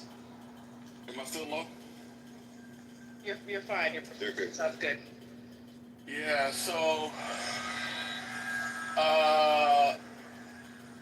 yeah, like, don't you get bored just agreeing with each other and like listening to each other, patting each other on the back? It seems a little This is what I mean by like. This is what I mean by. Say yes or no. Just answer the question. No, just answer the question. Are you able to? Do you get bored? Yes, but I don't want you to run away from the question. Do that. Don't run away from the question. Do that. I would never run away. Don't be afraid of the question. I would never do that. Let's grow a little bit. Shall we? I would never do that. So hold on for a second, please. Let me talk to Corey right quick. Do you see what I'm talking about by recreating reality? I literally just addressed you. Oh, this is shutting fucking me boring. down. Do you hear the yelling? Don't run away. You better not run away. This shit is boring, bro. He's gonna run away. I'm gonna run. I am running. Concrete. I hate it. Don't bore me. Look. Don't bore me. I can't get away with my lies. No. Look. I can't get away with my lies. I'm in a corner now. Look. I'll entertain you. Did I call this out? The second he's put in the corner and has to face the truth, he's out of here. See, that's the reason why I went through that boring ass dissertation through the chat. Oh, you thought I was good? That whole thing. But it didn't work. I stayed through the entire shit. I'm still anyway, so here's the thing. No. This is. No, you got me. You're gonna run out of the check. You're not gonna be here in the next 5 minutes. Listen, because I had to endure that bullshit to like. Thank you, I appreciate you. So what I want you to do is I want you to just answer the question as succinctly and as honest as possible. Don't you get bored agreeing with your homies? Does that not bore you occasionally? Yes, sir? And A, it doesn't happen. Therefore, I cannot determine whether it bores me. It has to be true in order to answer that question. No, well, you can just do a conceptual analysis. You don't need to actually have done it to imagine how boring it could be for you and your homies to just consistently agree with each other. If it were to be true, I would be bored as fuck. Yes. Okay, cool. So you can do the work. Okay, that's Thank you for telling me how to not. But why aren't you brave enough to admit it? Because you sit here in this little room with your homies who you've obviously intimidated into like being very, let's say, you scared me, T. Sorry, Phil. Yeah, you've obviously bullied the room into like agreeing with you on a majority of issues. It's probably only to the point where you become totally unbearable or glaringly wrong that they have the courage to like disagree with you. And that's it is what it is, man. Concrete and funny, man. Go ahead, bro. I just wanted to say, I think you're onto something. I don't agree with you, but I do think it would be really fucking funny if we need to figure out some cues or some shit just to tweak niggas out. But if we all just really agreed, like all the time, like with T, like just one day, like whatever T says, we all just come off and we're like, yes, like everybody. Just strong in agreement. I think that would make a funny ass replay. So I do think he's hilarious for even thinking of that shit because I've never heard it in here. But I'm with it. I'm definitely down. He's a playwright. Oh yeah, he's visual as fuck. I can just that imagination be working, bitch. God damn. You know what's so interesting is that I've seen so many people who are close inside the group have this same sort of camaraderie. And then later on get like rejected. Talking about Moxie. Man, the list goes on and on, bro. Name some others. Mir, what's that other Mir girl? still comes in here. No, I didn't know. Let's do one at a time to examine. Kirko was just here. No, yeah, we're all gonna come back because it's really entertaining. No, that's not true. Moxie has not come back. Again, I'm only naming the ones that don't come back. Oh, okay. I'm just if they come back, they're like you. It's like you swear you hate it here, but yeah, here you are on the porch. Like, I'm not your homies though. You're not my homie at all. I don't know whose friend you are, but you somebody's I'm none of these niggas homies. I am just here for the entertainment, right? Well, this is an entertainment app. This is not like life. Anyway, it's not weird because it doesn't cost me anything, right? It's a click of the button. Beep, beep, beep, beep. Here I am in La La Weirdo Bizarro World, and then when Bizarro World like reaches its maximum capacity for tolerance, I'll just move to another world, and then another world, and then I'll do some other stuff, watch a documentary, till the day is over, and then, you know, it is what it is. But, I want to ask you a question. Yeah, go ahead, man, you got it. Somebody wrote a chat, she literally just addressed the disagreement she had with Corey. So, what I was saying earlier, right, is just matching everything. I think I covered a lot of, like, everything that I believe. Yes, of course you're always right. Your psychoanalysis is never wrong. You don't want to talk. I think you should have just called me a faggot. Why don't we engage? Why don't we engage instead of you, like, constantly... Okay, why don't you engage with my questions as opposed to constantly reinforcing your own fucking beliefs? Yes, you're right. You're always right. You don't have to tell us that you're right when we know you're right. And that you're right, nobody's going to disagree with. So just constantly doing it, I know, but you don't need to talk to them because they know you're right too. They're not going to disagree that you're not right. Okay. So telling them that you're right is redundant and boring. I'm talking to only you. You were talking to them, now you're talking to me. Go ahead. Talking to you. I've been talking to you the whole time until you cut me off, right? I said, can I ask a question? You said yes, and I began asking the question, and then the question was directed to them, though. You wasted time because I'm only talking to you. That is the issue there with the imagination station bullshit. Yeah, have you ever been married? Serious question. No, don't ask me my business. Oh, no, you don't want to answer that? That's cool. I've never been married. I was just asking. Because married people have to make a commitment and they have to be there through thick and thin.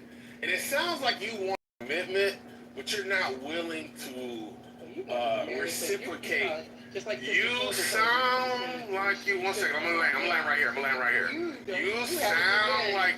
Calm down. That doesn't mean I don't have intuition. Doesn't mean I can't tell what. Oh my God! Just calm down. You're being so defensive. Calm down. Calm down. After you're done emoting, All right. It's not an emotion. It's an analysis. It's not emoting. I'm not talking about my feelings. I'm doing an analysis. Don't cut me off anymore because I had a question. Don't cut me off. Don't cut me off. Okay. Don't cut me off anymore because I had that question and now we have to go. All right. But I'm gonna say this real quick and then I'll try not to cut you off. You're dragging it out, bro. You're dragging it out. Yeah, you're not equipped for this. I'm gonna get back to talking to Corey if it doesn't work. We'll give it another try. Go ahead. Okay, where was I? So, if you seem like a person that wants a commitment, but you aren't willing to acquiesce to certain requirements that make a commitment possible, and that's got to be a really tough, push and pull, tug of rope that you're playing. It's an emotional push and pull because you want it, you want a commitment, but you're not willing to do what you know you need to do to have a commitment, which is to have like some mutual form of respect and decency and, an even playing field. You want the dominance and you want the commitment, and that only works for people who, I guess they're willing to bide their time, and they have like an idea that, okay, if I give her what she wants, eventually, if I do it for long enough, she'll give me what I want. But unfortunately, with this type of person, they have an insatiable appetite for more. So once she's got you in a place of subservience, and you're not on an equal playing field, she won't tire of that. She'll never reciprocate.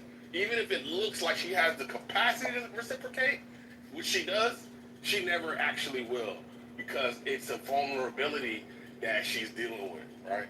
She doesn't want to give up any vulnerability because then it is going to expose her to like hurt, and that's what's happening. So it's not that you're not a nice person. It's not that you're not worth reciprocation. It's that you're dealing with somebody who fears openness and fears reciprocity because they don't want to be hurt. Damn. Anyway. Okay, I heard you. Not want a commitment, not willing to compromise, or employ tactics as a workaround. And I also want a vulnerability. No. All right, so then that's addressed. Just go back to my question. So, when I was reading the message we wrote in the chat, and she goes, she literally just addressed a disagreement she had with her mod, right?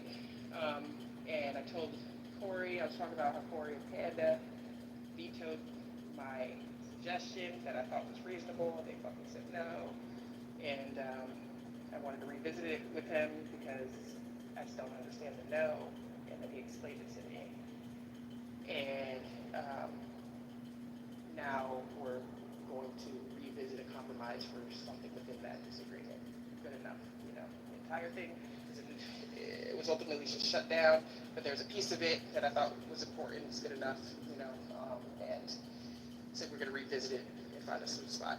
And there's going to be involved in that too. Too easy, So what you heard when you interrupted and you asked, hey, don't you guys get tired of agreeing with each other all the time? Who finds it odd? I think maybe other people, but especially myself, and I'm sure Corey will realize too, said, didn't we just have a discussion based on a disagreement? So, of course, the question, don't you get tired of disagreeing with each other, circle jerking, blah, blah, blah, you can understand how it's weird when we literally disagreed yesterday. And then your question that you just added fits really cozily into the scenario because you said something about me not willing to compromise and employing different tactics as a workaround and ultimately fearing vulnerability and such and such. So what you heard when I addressed the disagreement, me and Corey were compromising. Okay, no to this, yes to that, we'll revisit this, but it has to be like that. That's called compromise. Okay. So you said you've never been married before, so I guess it makes sense that you don't even understand what you're trying to explain. And it's very clear if you just demonstrated it when you heard how compromising, reaching compromise, and that whole process works. You were listening to it real You're time. kind of low. You're kind of low. When you saw us compromising and going about that, okay, those steps, you were able to recognize it, which explains why you even had the question in the first place. But you said you've never been married before, so it makes sense to me why you couldn't even see what compromising looks like or identify it right from your face. You ask a question right behind it. That's compromising, okay? That's what it looks like. Just if you ever decided Can I respond? to commit one day. Sure. All right, cool. Why would So you now, even use that as an what example? you Never been married. That's weird. Why would you even use marriage as an example if you've never even been married yourself? That's weird. Oh my God! Look, y'all can't be both intellectual and obtuse at the same time. I think it'd be a contradiction. I know y'all are smart enough to realize that people could have discussions. They can see what's necessary in marriages, like let's say a long-term relationship, and you see what it takes for you to make the long-term relationship work. Even though it's not a marriage in the technical sense, it mirrors it in many ways, right? So I don't know why we're playing that game, but if you think that that's gonna help you, okay, all right. I think you've just been dealing with a lot of people who either nod their head to all the bullshit you say, or they're not really, it is what it is. I think that's probably the most explanation. That people just nod their head. All of y'all that run that game. Anyway, so I'm gonna just say this, which I just had an epiphany. So basically, and this is no offense to Corey. Corey is a gay man, so you compromising with a gay man, as I would presume is a heterosexual woman, is easy, and it is less, let's say, vulnerable in somebody who might be capable of, breaking your heart on an intimate level, on a relationship level. And that's really what I'm talking about. And I'm not saying that this is like happening with me. I'm saying these are traits that people take in their let's say in their platonic relationships, and they carry over it obviously into their romantic relationships, right? So what I can glean from you, even on a platonic level, is that you are very apprehensive to being a partner and being a subordinate, right? And so you've structured your environment, you've tailored your environment to being a dominant force, personality, pretty much the boss of all these niggas in here, and that suits your emotional, let's say, emotional scheme, emotional situation. Anyway, and yeah, it's not that complicated. Anyway, I hope you can grow, because I do take it to be a hindrance to long-term relationships.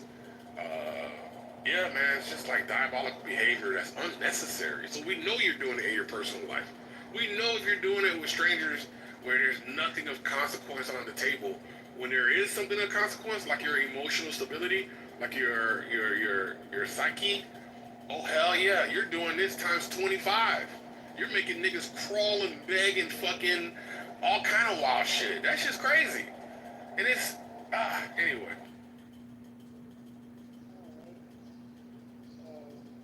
Yeah, you're low. Sorry about that. I said I heard what you said. I have to make a correction. You said Corey is a gay man for whatever reason. No, he's not. Okay. Sorry. I've heard him say a lot of homosexual things. So he must be bisexual, such that he's not qualified as being gay. Okay, no problem. Okay. Then you mentioned that. So it's. Oh, so you're saying there is a chance? Okay. Am I? Go ahead, my bad. Yeah, you can't. Don't be emotional. Don't get emotional. Just let it happen. Well, you gotta be unmuted. I hope you can do that like I did. So no, not gay. All right. Said so it's easy to compromise, right? I'm gonna make your correction because he's bisexual. Yeah, I had to take a second just to try to twist my brain to figure out your mental model, and how you think, right? So it's hard for me. It's easier to compromise with the gay man, bi man. Correction. Okay.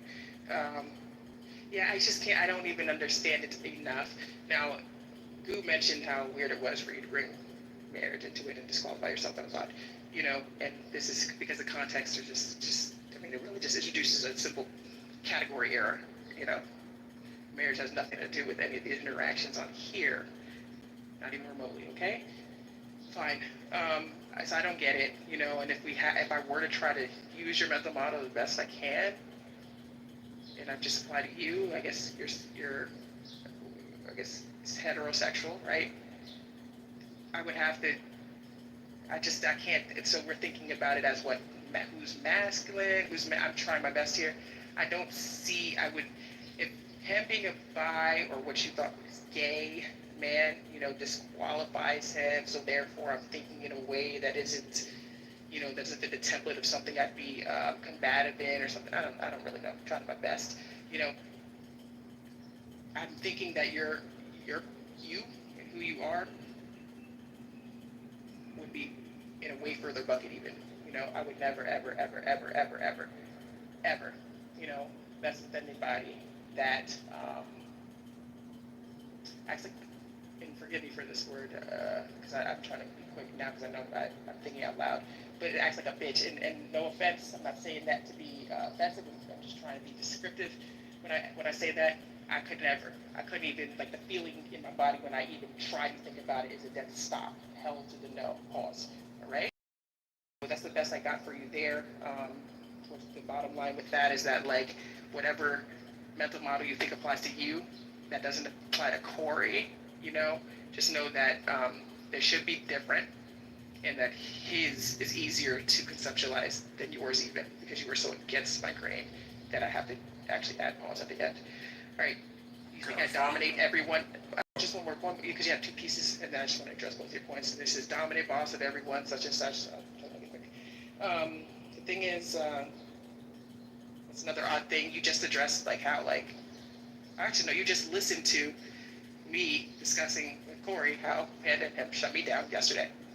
So, dominant boss of everyone, it's kind of weird.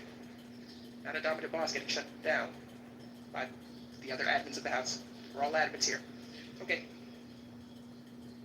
Yeah, so it's not about your selection process, it's about your engagement, right? So we aren't talking about the type of man that you would date or whatever. We're just talking about engage with other people. And it's not about me, because this is a pattern that's been repeated with tons of people that you've gotten along with, people that you don't get along with, right? There's this, I've noticed this a lot with certain people. They keep people at an arm's length. And I understand it. It's a defense mechanism. You don't want anybody to get too close.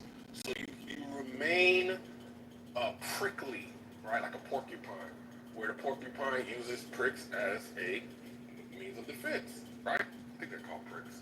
Prick is what? It's got to be something else. Anyway, so you misunderstood that point, but that's fine. Second point is, yeah, if there's things that are happening where you're open to compromising, so be it. Does that mean that you aren't a dominating asshole? Obviously, there's exceptions to rules, right? We're not talking about absolutes. We're talking about general behavior. So the difference between absolute and general is one is 100% and the other one is like 51%. Generally, you're a domineering asshole. Is that absolutely? No, of course not. Nobody's one thing. And that just speaks to another thing I wanted to talk about, is people being multifaceted. So yes, you could talk about Faye being a misandrist, and that is worthy of criticism. But you can also see that she doesn't go as down, dirty, and deep as you do, right? And so therefore, she can be misandrous in some senses, but not as bad as you in other senses. It's almost like you got a lot of black and white thinking. If it's one thing, it can't be the other thing. And I just take that to be, since you like to use the phrase mental model, that's your mental model. Everything is one thing or another, very binary. A lot of ones and zeros, very robotic, black and white thinking. I got it. That's okay. I forgive you. But since it's the case, you aren't willing to investigate your thoughts and other people's thoughts. At some point, I guess I'd expect more development and more like pattern recognition, so that when you see it in somebody else, you can immediately recognize the pattern in someone else at a later time. But I don't know. See, you're always starting over from the beginning, and I'm not trying to down you, but I do think part of that is a part of the performance. Wait. All right. You mentioned you were talking about engagement, not selection.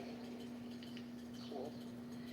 I think you said it's just how if you can see that in how I engage with different people. I think something okay to say is like, yeah, you know what, you treat people accordingly. That'll be closer to the truth, or just plainly the truth. And I think someone can actually look at that, right? Treating people accordingly. Imagine that, and then break them into categories like types. So you mentioned binary thinking and trying to be multifaceted instead. A little bit more complex, right? High level system 2. Let's try to apply that. So cool. You mentioned categories, right? This man versus heterosexual, so those are the categories. So imagine treating people accordingly, right? And then still being able to categorize with that, which is what you did. So it's you still being able to categorize. You treat people like this, like that. You treat people like this way. You treat people, yeah. I think that can be achieved.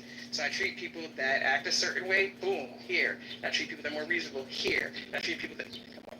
But believe me, it has nothing to do with your sexuality or your liability. I'll tell you that much. Okay. You did mention I don't want people being too close, which is something that I'm thinking I would guess Goo even finds weird, given that what you previously found weird, because too close, the context is throwing me off. Why would I want somebody close on the app? Why am I thinking about too close and closeness? I don't know you, never seen your face. I don't know. I know maybe the response is like I wasn't talking about me, which was going to be extra weird because we're talking about each other. So that tactic shouldn't be employed. It's going to be a waste of time, right? Arm's length, and it just begs the question: what's your preference? Where do you want to be in love in terms of proximity? Don't know. Don't care. I just want to make that clear. You dismissed the example of me when I told you that me and Corey reached a compromise. You said, well, you're still being a dominant asshole. It doesn't take away from the fact you're still a dominating asshole, some of the time. And then maybe the rest of the time, now you migrate into the multifaceted thing. And you're trying to help me understand how people can be multifaceted. Well, thank you for that. Here's the thing with the multifaceted thing, because I think, yeah, you are pretty fluid, in how you interact, for sure. Fluid to your own convenience. When it's something you don't like, you're a dominating asshole. When it's something you do like, the person might have a heart of gold. Or when it's something that you don't like, you're a misandrous liar. When it's something that you need or you want some support in, hey, you're a good person. You're not broken and damaged. You wouldn't act like that, would you? So yeah, I can understand your fluidity. I understand it quite well. And I laughed at it earlier, so I detailed it. So that's covered. You can call it multifaceted. I call it convenient. All right. You recommended that I investigate thoughts, or you said I don't like investigating thoughts and other people's thoughts. I mean, for research purposes only, for goodness sake. That's exactly what we're doing now. This is upon my own request. Hey, Concrete, are you there? I want to ask you a question. Okay, that's what's happening now. You have a recognition issue. Okay. No, I said you do. Don't correct me. Don't correct me. Likes to snooze, so it turns into don't correct me. But if I were to come off the mic, don't cut me out, don't cut me. But he can cut me off. But I say, don't give me the same grace I gave you. Langston Snooze writes in the page, she doesn't like to be corrected. So old at this point, but at least I like a good pattern. I can appreciate it because it's just so easy. That's appreciated in terms of identification, right? You know anything about that, your recognition is off. I just mentioned that in the previous point. Anyway, you mentioned some development expectations, and I guess for me, and I guess in short, LOL. Alrighty, that was good. So basically, you misunderstood. You do like to investigate people's thoughts, but you aren't growing from those investigations. That's the point that I made. At least not by my lights. Seems like you still seem to be starting over every investigation. You're not building upon subsequent investigations or previous investigations for the current investigation, whatever the case. I don't even know what. Anyway, and regarding your claims of fluidity, I just take it that I don't hold a grudge. I think that's the best way to characterize it. And also, I'm dealing with the person that's in front of me, not the person that was in front of me. So the idea that I'm not going to continuously remind you of your prior events, it just means that I'm actually dealing with the moment. And I think that says a lot about you when you want to bring up the past, that you're still stuck there, right? And that just helped me have even another epiphany on psychology.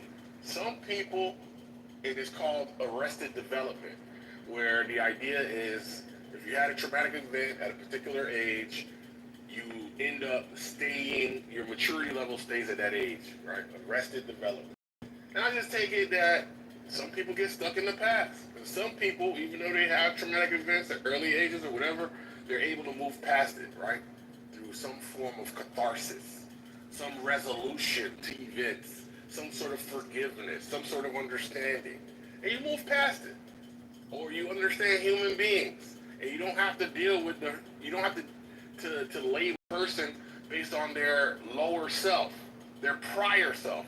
Because guess what? Today is a new day. That person who was an asshole yesterday, they might have come to a position in their life where they say, no more. I don't want to be like that. And you know what? I don't want to fucking hold you to who you used to be. And I'm sorry if that confuses you. You don't understand how that works or why that would work. Hopefully here and now, you can understand that dealing with the person in front of you as they are in the moment is way better than holding somebody to some prior grievances that you're holding on to. Let that shit go. Which goes to my prior point, y'all niggas need therapists.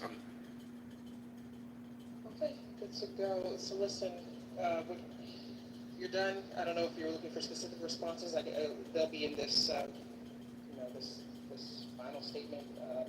I say this final statement, but if you need to, and I'm sure you will, you can go ahead and add your thoughts or whatever. But I do think we have reached the final stages or the ending stage, or pretty sure this is the final stage. We'll see in a second. Of the Langston Snooze methodology, lots and lots of writing, recreating in La La Land incorporated into this feedback, and this is age-old. I explained it in detail earlier in the chat too. Let's create the reality and let's respond to what I've created. You misunderstood this. Starting every investigation's over is what your problem actually is. You misunderstood me. I'm telling you that you start your investigations over after I just told you I like a good pattern. Now, how could I identify those patterns or be so keen on patternistic diagnostics or identification and recognition if I started over all the time? It's weird. So that's part of the Langston Snooze methodology for recreating reality. You did speak on me saying that you were quite fluid because you're quite convenient. You say you deal with the people in front of you, don't hold a grudge. I think yeah, you deal with people that are in front of you, don't hold a grudge, and you take them as they are today. I think your behavior shows is quite clear. Whenever it's convenient for you to call somebody something, you will do that because reality is a bit harsh, so let's just make it up instead.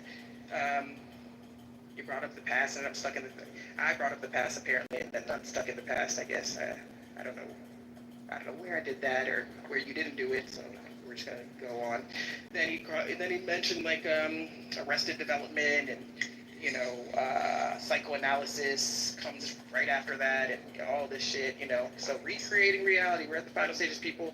I don't have anything meaningful to say, so I'm just gonna create it because I'm an author. Here's the length of student's methodology, and here's my analysis on the shit that I vomited out.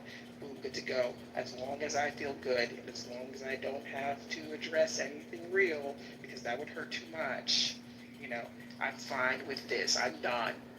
So I'm sure you are. No big deal. All right. Good stuff, T. See, we were able to get through it. Didn't get too bad. I appreciate you, man. That was all right.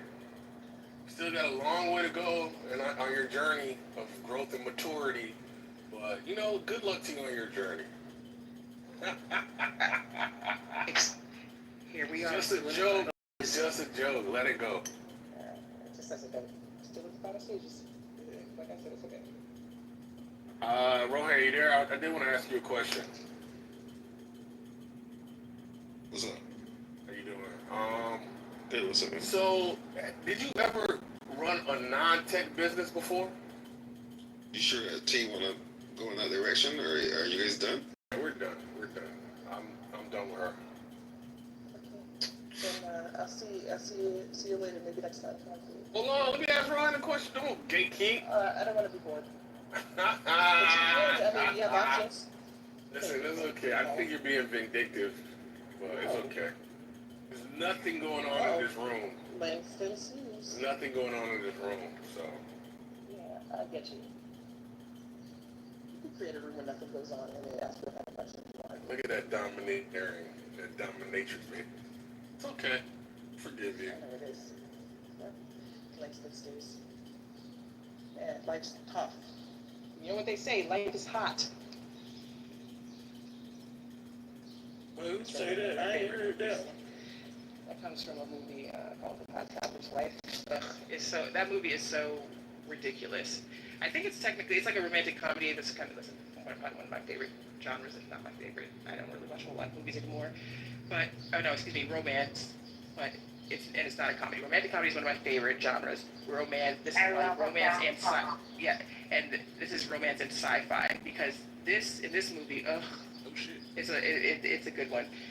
I don't watch sci-fi because sci-fi just doesn't do it for me. I don't think. I don't know. I don't feel glad to get into it. It's just stupid to me. But I think I'm making like a premature judgment. I don't know if I can give it a full chance. The times I have went when people drag me to the movie theaters, I think I've fallen asleep. Anyway, this girl or this guy has this condition where he can't control it. Think of like narcolepsy. He just disappears and goes back into time, right?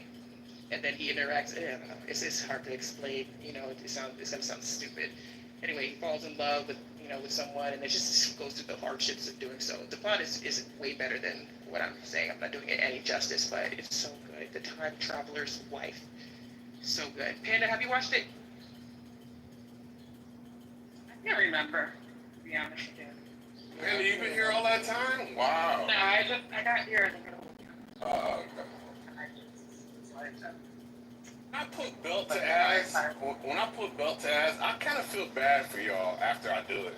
So, there's that. Like Sisters methodology, it won't stop. So here's the thing with Thanks Sisters. This is not for you. You can participate. But I've been saying this since. Out of the context of Concrete, he's really. You'll see that every day with him. All right, but the thing is, it's that I can't face reality. It's so odd. Nothing mentioned today at all was anywhere near being serious whatsoever. This can't be intense for anybody. That's my guess. Maybe it is. I don't know. But having to convince yourself, which I think is easy, very, very, very easy in default at this point for him, that this happened instead of that. I kind of have mixed emotions at different times. Sometimes I'm like, oh, that's sad. Sometimes I'm like, wow, that's some bitch ass shit. And then I'm always left with that some mild level of confusion, very mild, very very mild level of confusion, and just a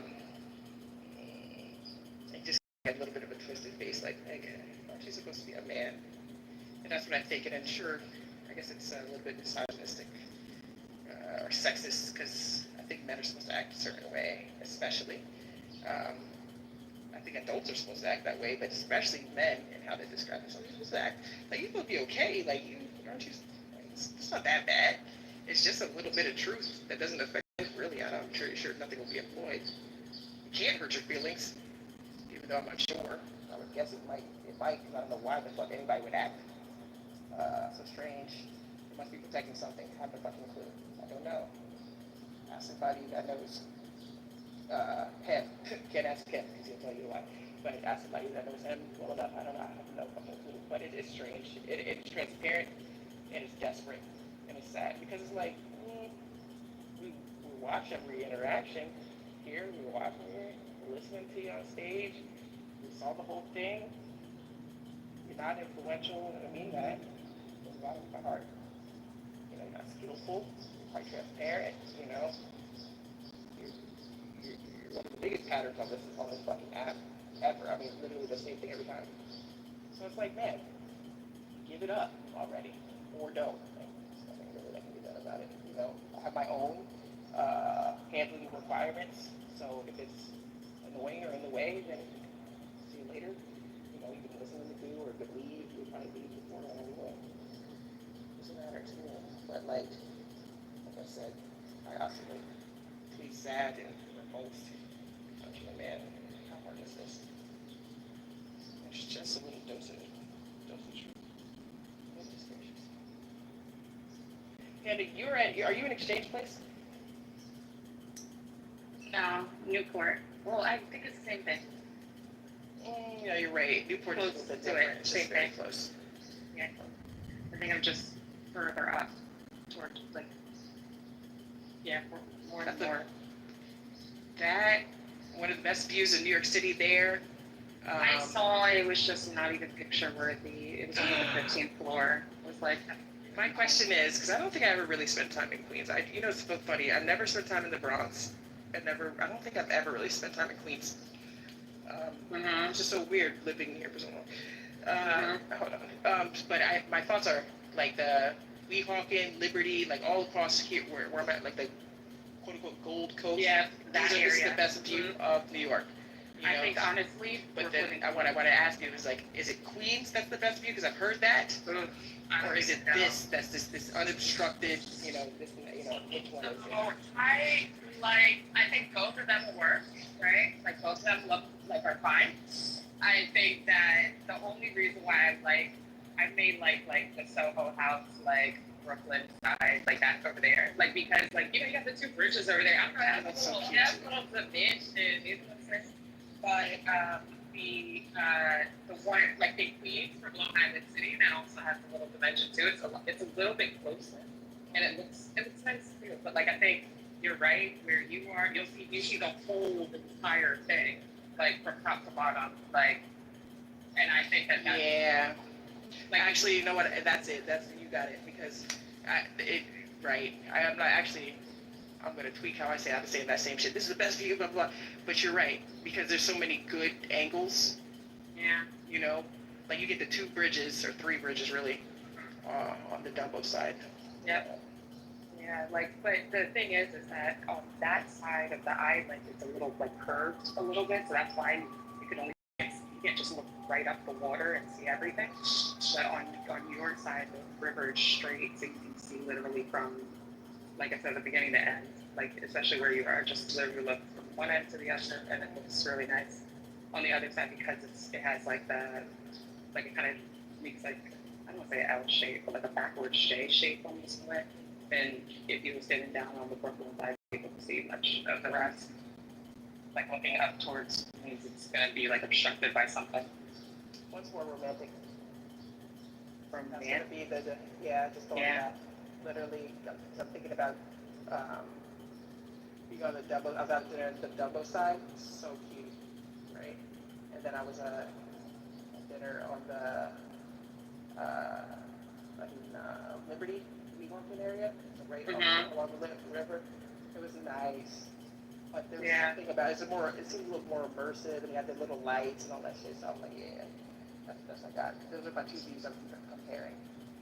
I feel I like about the double views. I always vouch for this view, but when they had the like double view, it's more immersive. Yeah, I think so too. Because it's just, I don't know, there's something about it. It's really nice. It's more like enclosed. Yeah, right. Yeah. Yeah. I don't know what the word is. That's the best I got. Cozy is the word. That's what I was thinking. It's calling New York cozy is odd, so I stay with you. It actually doesn't work. Some places are. I think like Brooklyn Heights is cozy. Little cozy neighborhood. Yeah. On the waterfront. Concrete, what part of New York are you from? You're from Long Island, right? Facts. Yeah, I told you. I'm not from Long Island, apparently. They're from Brooklyn? Which one? Listen, I have a question for Rohan, and I need Which you to one? veto. I need you to veto T's whatchamacallit, because then I'm about to. What is he talking about? I had a business question. I'm not interested. I made some tweaks to my handling. There's certain things I just don't respect, which is like a certain level of bitch assness. No offense. I just want to be stupid, please. I don't know. Moving out of the way. And listening to something. For somebody that I just don't respect. You could be on stage for research purposes only and all that stuff. And we could be cordial. Stop crying, bro. It's not that serious. Cutting me off, and then if I do I just don't respect niggas like this. And why would I? I need to apologize for hurting your feelings or something. No, please don't. Why would I listen to his voice any longer? Oh, she's mad. Thank you. Blah blah blah. No. I have handling questions. I just bitch ass niggas. I think I'm being very nice to a bitch ass nigga. So, what else do you want from me?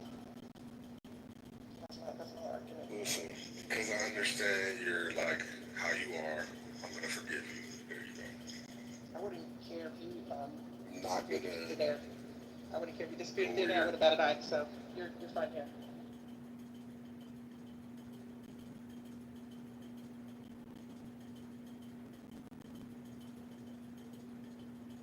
Crying, my goodness. Sure. Rohan. Hello. Dari requested that we review the. Oh no, Rohan, you weren't around last night for the. Wait. No, that wasn't last night. That was the feminism was counterintuitive room. Our little resident African is intrigued and he wants to review it. Never mind that because I don't think you were really engaged in that one. Dari, is that what was the truth? Is that what you're saying? We gotta talk about it. We gotta talk about that room. Wow, is that deep then? Yeah, I don't know. I guess so. Dari's dramatic, so I can't tell what's deep. It's not deep, But it did start with the conversation between me in a small room like this. Dari and I were talking, and then it kind of just grew into that. So I guess he picked up some things, and we're gonna listen to Dari's misinterpretations and see. Sounds about right. I like Dari. Dari is the most emotional nigga that I like, because I think the African that sets in that thwarts all that bitch assness, Typically, when you're that emotional and imaginative and everything, you're typically like a bitch ass nigga. But Dari is a little bit of a breakthrough in that I'm not seeing a lot of that from him. And my theory is that it's probably the African or just being born or something like that, So that's what I can appreciate with Dari. I literally say exactly this to him, just like this. Actually, I'll say it harsher, He's gonna be cracking up, laughing, go back and forth, blah blah blah, shoot the shit, no big deal. That's true. Yeah. I still can't say it. You say, I can't stand Dari, I don't like Dari, they don't care, blah blah blah. Other niggas, it's gosh, it makes me want to give real men credit. When I say real men, I mean not the ones that I call that resemble females to me. I just can't put them in the category.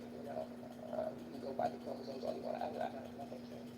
But like, it really gives me because how the fuck do you if this is like? Because to me, that's these niggas like it's like a woman or some shit. This is the best I got, and I mean not a dope woman. Like I mean like a annoying bitch.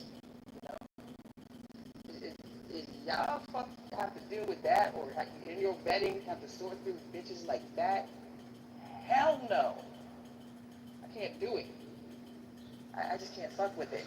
That's just too. Fuck that shit.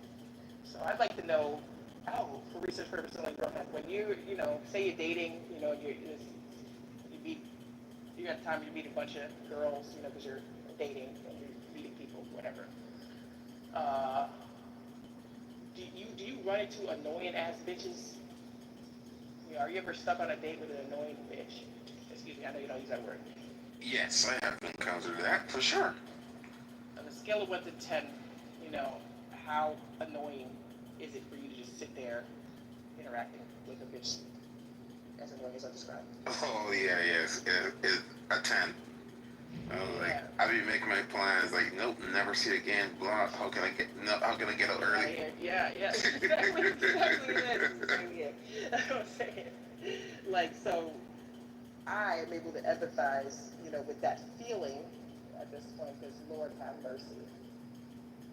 I would say I know annoying niggas for sure. So I would say, oh yeah, I get what you mean. It's like, geez, but this is a different level. This is reminiscent of a bitch. And when I say bitch, I mean a stupid ass female. In this context here, gracious. Hell no, it's like a different type of annoyance. Maybe it could be because I'm like a woman and I have like this when you're not used to something, you know, so it's like extra, you know, jarring to you. So maybe I gotta consider that and readjust my categorizations and the categories. I could just be jarred and annoyed at the same time, and that's influencing my labeling. So I either put them in the female bucket, or I could add another category of men, which is the most annoying motherfuckers bucket. So, but that's all. That's all. Back end shit. No big.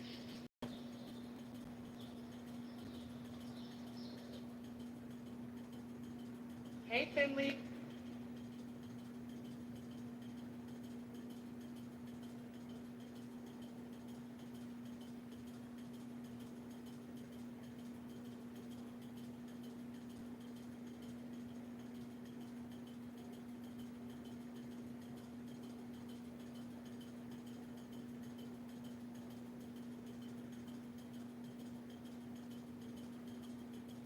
I don't know if y'all can hear me, but good afternoon.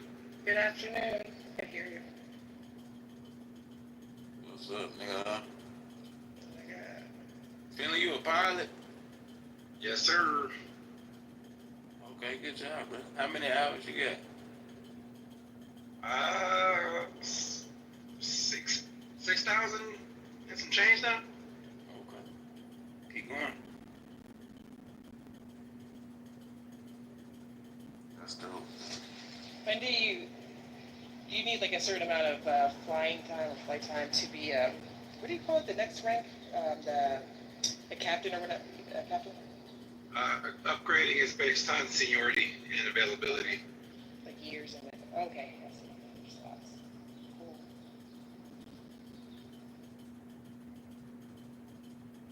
Would you fly internationally? Anything you fly in your career? Pretty good.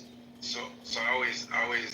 Oh yeah. I mean, no, it's been, yeah, it's different. Yeah. So over the oceans, no. North America, Central and South America, yeah. Okay. Are there any benefits to being an over the ocean pilot? If you're flying wide body, state pays more. Okay.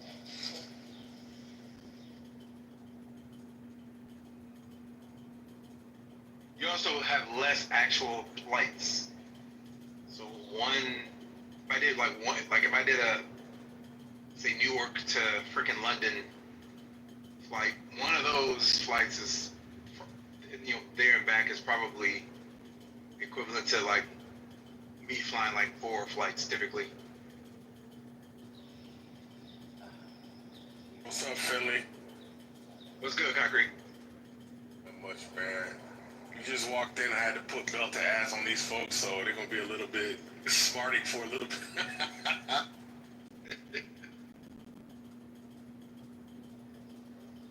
I wish you could have heard the rest of that girl code conversation we had. As a side note, there's another pilot I just met on here. He's actually at Chillism right now. Real good guy. He flies jets, private jets though, and he's a former military pilot. Who, AIM? Yes, yes. Cool. We know AIM from Instagram. Finally back on my side, too. All right. What do you think AIM would say about y'all? Good God. That we're tall. That we're tall. I'm so dead. Wait, how tall are you? And I'm short. I'm 5'4". Compared to AIM? Oh, man. Why would he say you're tall? Because he's like 4'11". Oh man, there you go. No, not even joking. I'm literally not even joking. See how tall is he for up?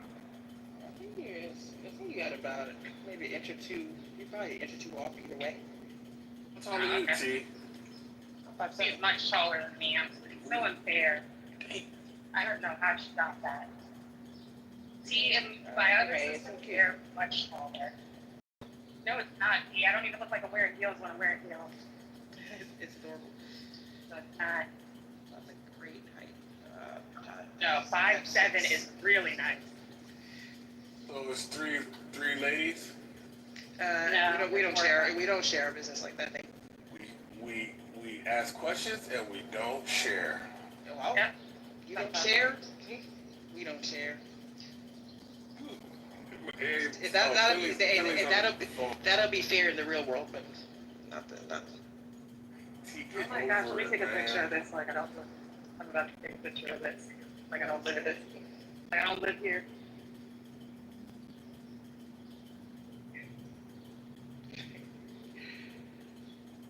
I need to get out more.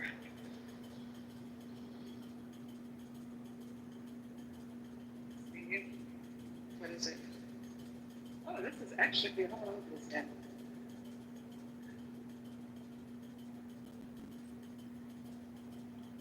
Oh, Concrete will like this. He likes that architecture.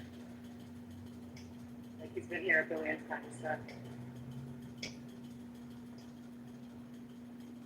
See.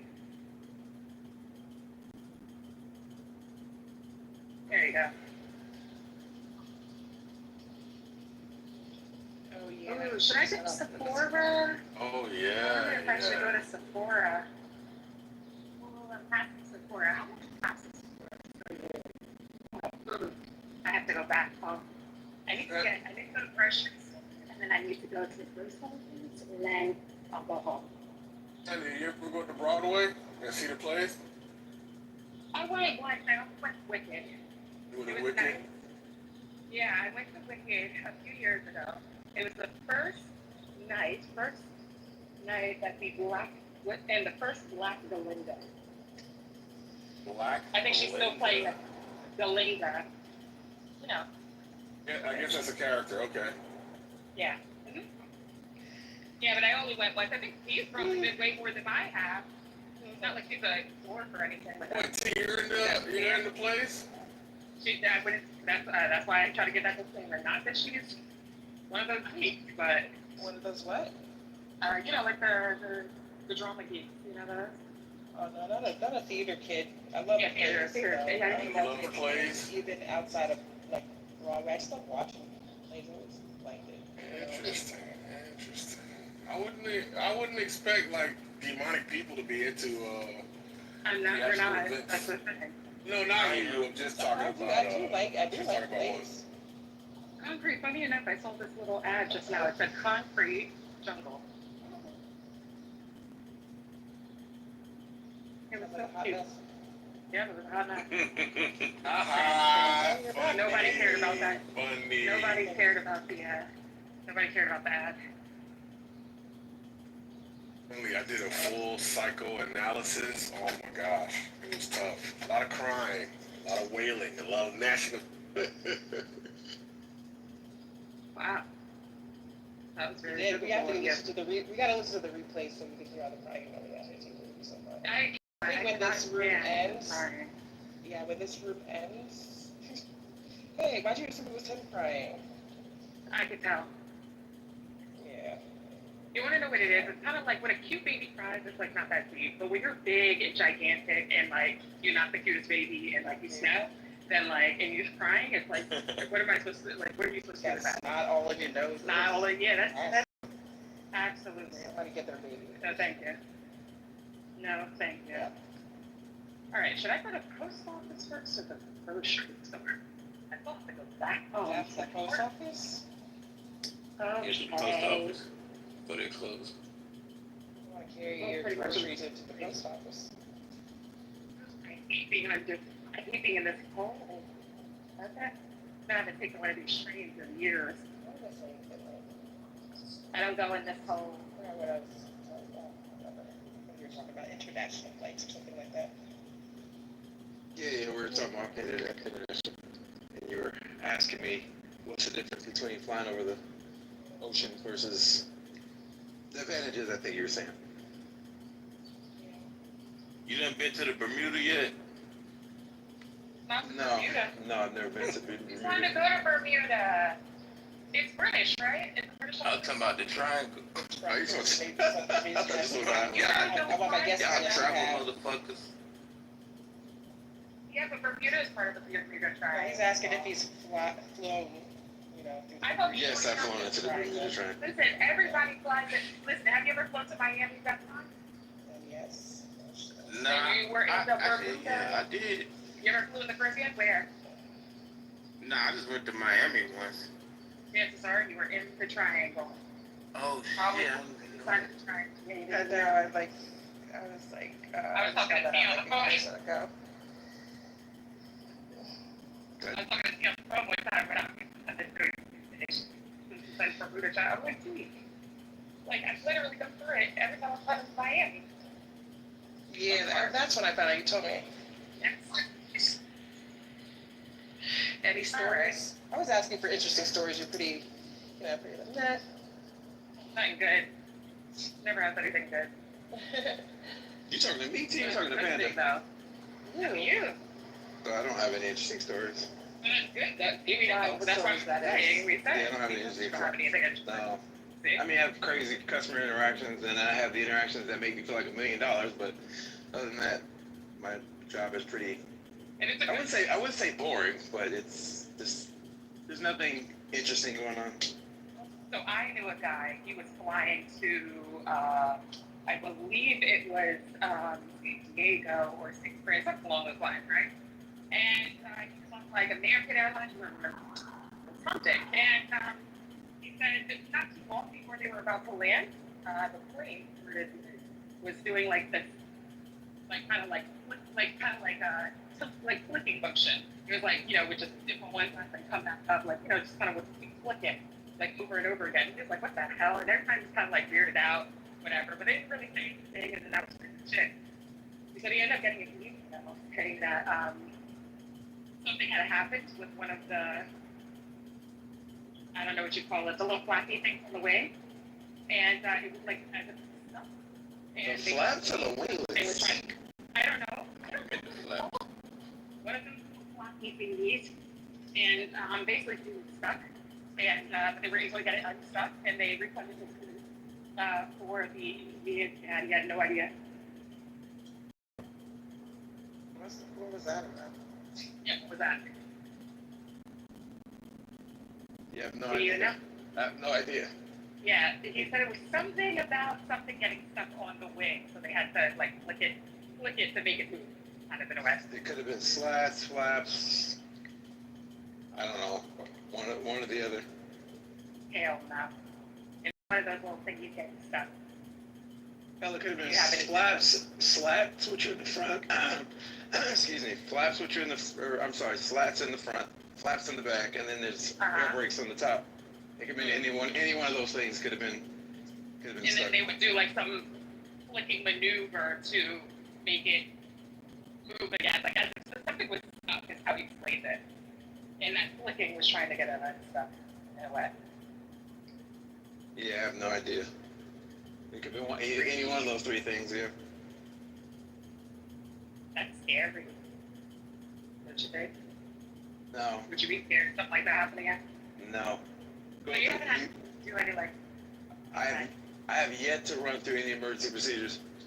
Ooh, very nice. Yeah. Other than in practice, you practice them all the time, but I have yet to go through emergency procedures. Oh, that's good. Very good. I'm hyper vigilant too. So there's that part. Yeah, if I see anything that's irregular on like the walk around, or when we're pre-flighting, like I am on the captain's behind asking a million questions before we move. How do people do that themselves? They actually walk around. Yeah, before you fly, there's a walk around that you have to do when you first come into the plane. Yeah. I like a little hypervigilance. Good.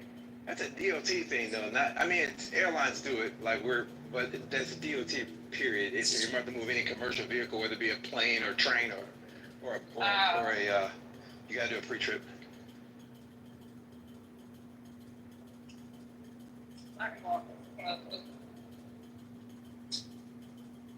They built this big building in a spot where they usually have lower buildings, and I could see it from my house, and I was walking my roof, or maybe it.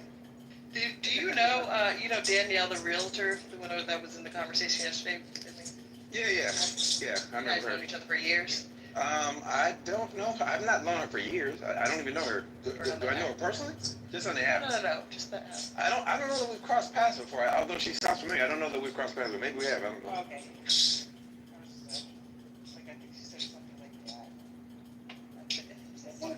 Yeah, it's been, maybe she was saying it's been years hearing,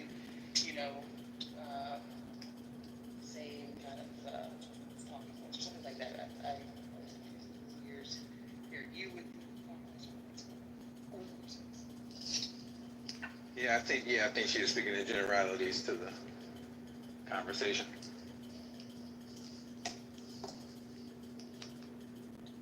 How do you this email can you put a document in a thin folder? I know I'm asking you. Oh. But can you put a document, documents, a thick set of documents, one of those thin folders? Will it get messed up? Maybe in this one? I don't know. Huh? We need a mailing envelope. Yeah, one got let's say it's a textbook type of size. Are you in the thing. post office right It's not now? really a text. I'm in here. So ask them. Okay, fine. They're gonna tell you everything you need to know. Hold on. Here I am. Hold on. Hey, Corey. Hey! Oh, wow, concrete here. Never would have built my money on that. T's boring the shit out of me, but it is what it is. I mean, clearly, look at you, still here. It's pretty. Right?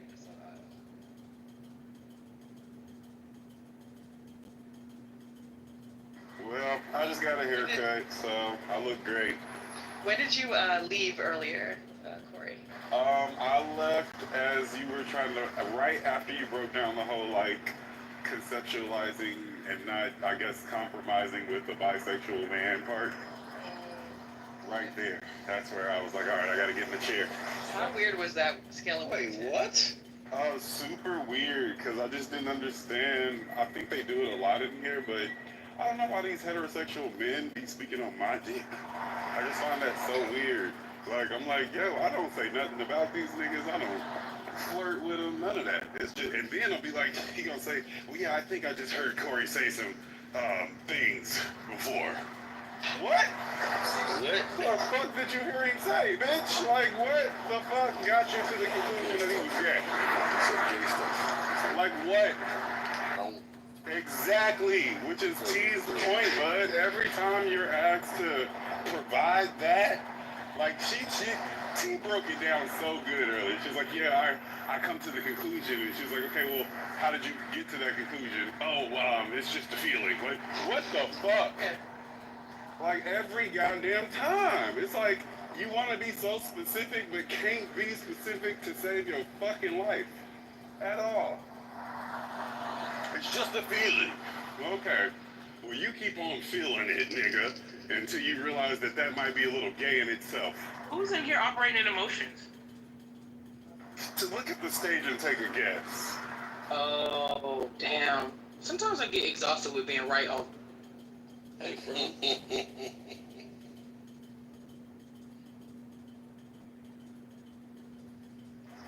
And I'm not even denouncing or denying that I might have said some gay shit.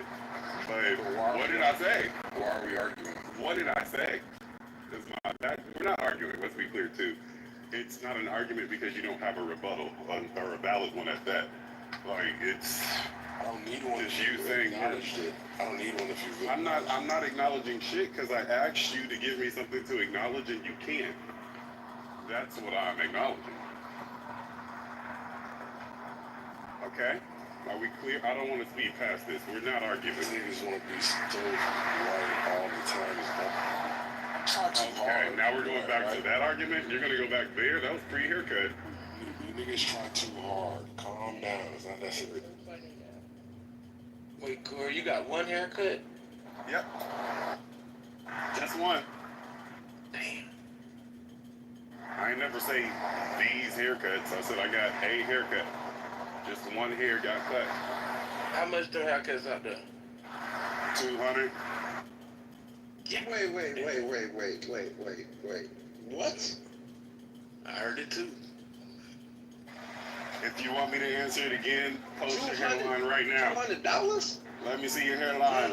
My hairline's terrible, but $200? Damn. If your hairline's terrible, go ahead and pay that. Yeah, go to Turkey. Nah, I'm just gonna let nature do what it does. Oh. My haircuts are not $200, but my barber's birthday is tomorrow, so I did tip him. Gotcha. Oh, they'll charge him like Jesus, $200 for a haircut. I tipped him a little over this time because his birthday's tomorrow.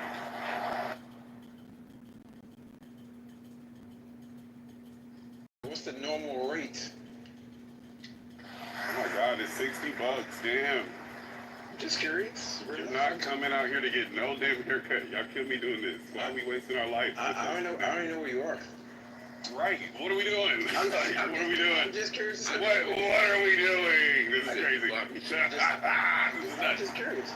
About what? Yeah, when he asked about the haircut, I assumed there's a reason, right? So I'm like, okay, maybe he's in an expensive area. So he's asking about the haircut. Then you say $200. I'm like, Jesus. Right. No, it was my barber's birthday, so I gave him a tip. But that didn't cure my curiosity. No. About how much haircuts are. Absolutely So not. that's why I asked the question. This person's just walking across the street. Wait, Get out! Shit. Oh, man, hungry. No, New York would be way more aggressive than that. These niggas are scared. They tap their horns and they be scared. They only tap it when they can floor it. They be like, beep, beep, floor it. New York will lay on that bitch right in front of you. And when you're in New York, you be hearing, it's fun. I hear people speaking another language.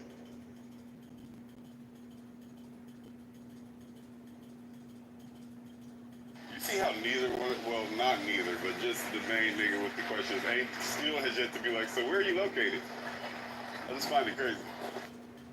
These niggas are talking about I hear a walker, and some people in the background are saying languages I don't understand. I'm gonna guess Connecticut? It's a YouTube The video. fuck? So since you're luring the question out of me, where are you located? I'm in Los Angeles. LA, the city of angels. Correct. $60 haircut makes more sense now. So happy to hear it, man. I don't know what to say. Fine ass Greek, man.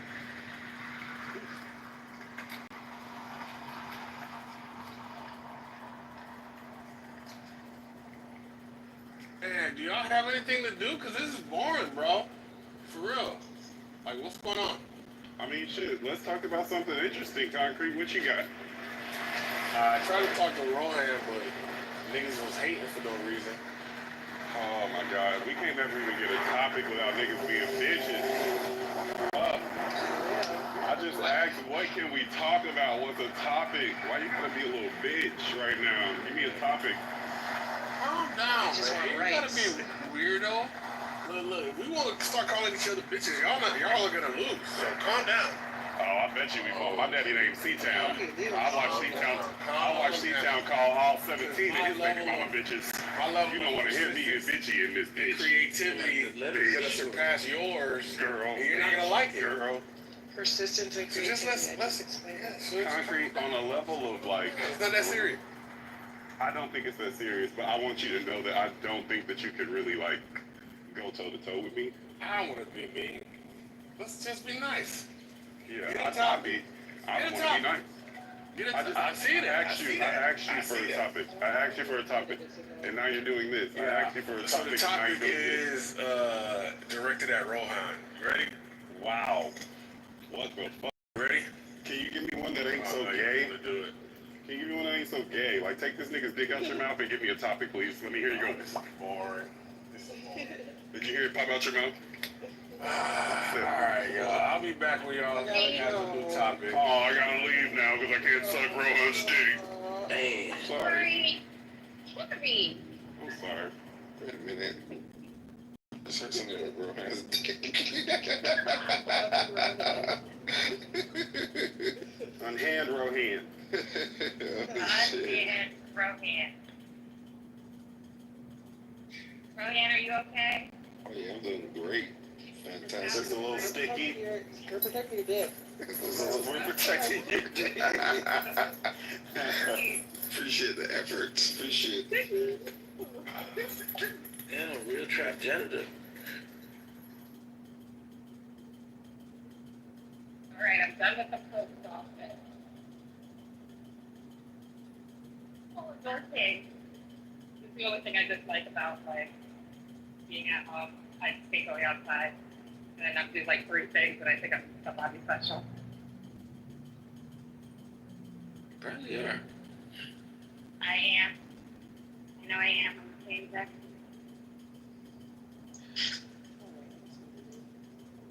Well, what I missed, Kate? You're still crying? Nothing. I got some really clean research. That's nice. So,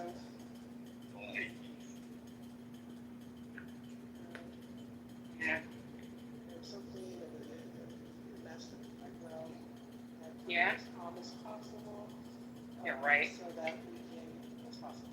And so that we can walk through the methodology that I described on the chat.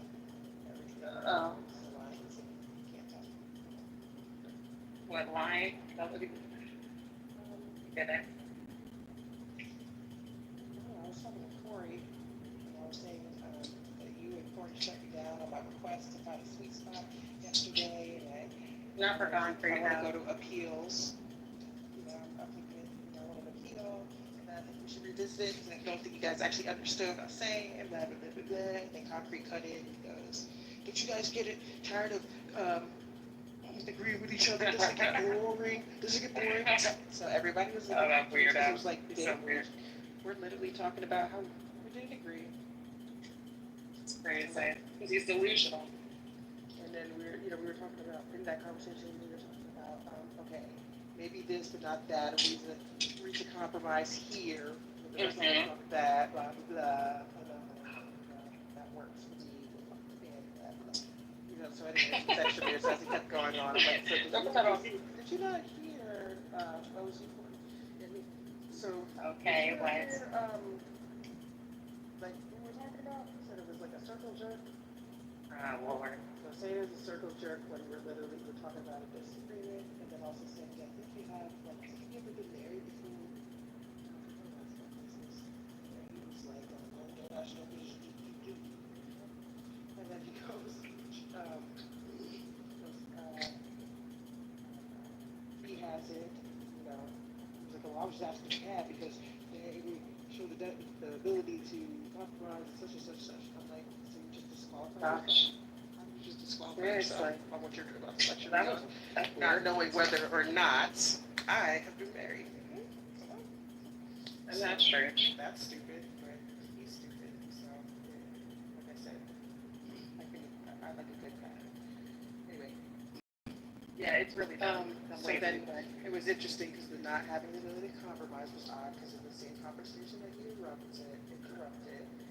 That was a compromise. Hello. See one thing, and then he proceeded like to be the dominant boss of everyone. I'm like, oh, same conversation interrupted. Handed Corey shut me down. So that doesn't work either. I only came in on the last part, like.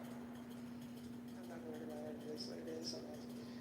Then there was something about him.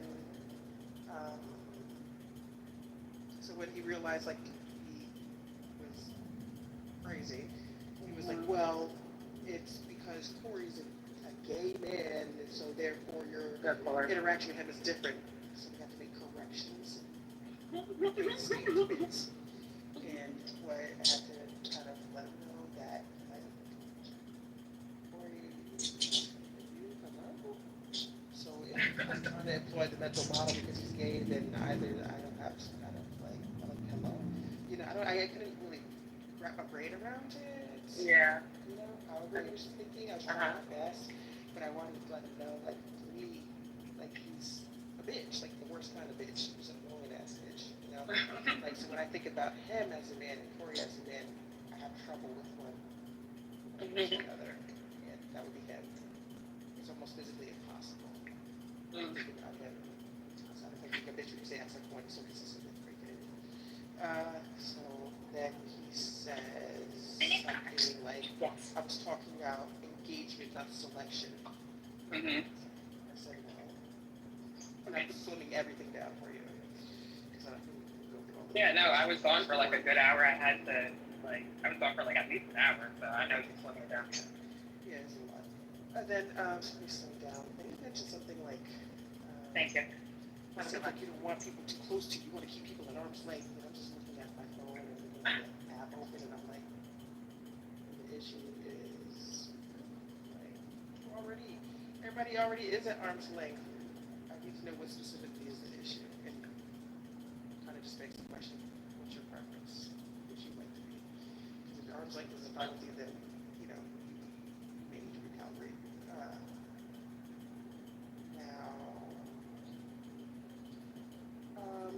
Then he explained being like, oh yeah, when he said the dominating boss thing, he was just like, and he explained something back.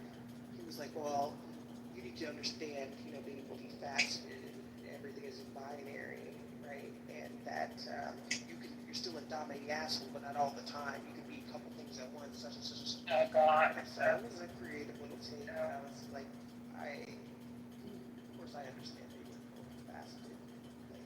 Stuff. And I understand what you're calling multifaceted. I think it's more probably convenient, you know. So we're multifaceted because he said I just don't hold a grudge and I'm able to do such and such and such and such. I was like, dude, what you're calling multifaceted is actually just being convenient. So when you are wrong, when you feel cornered, then everybody's in the same interest. And then because he brought up what I was saying about the Faye advisor thing in the chat. He's like, Faye, you're not damaging broken. I'd be surprised if you agree with it. FISA, you're way too nice to even support this. I'm like, oh, so now you guys have hearts of gold, or you're just lying ass and Sandra's miserable bitch. Yeah. So I use that. Seriously, you know what it reminds me of? It reminds me of. There was a movie, and I forget exactly what it was, but there was a guy who was gigantic, and he thank you, and he like wanted to be like some, I think it was like a rock or something like that, which is not rock at all. But you know how like he wanted to be an actor or something, like really was dying to be an actor or whatever, but he was just big as hell and just took everything so seriously. I think what movie was that? I don't know what it was, but like he was big as hell. Just know that. It reminds me of a little that you would make so somebody big and they just super dramatic, you know, cry and could act on a dime or whatever, and just took things super seriously. Holiday Heart? I don't know. I have no clue.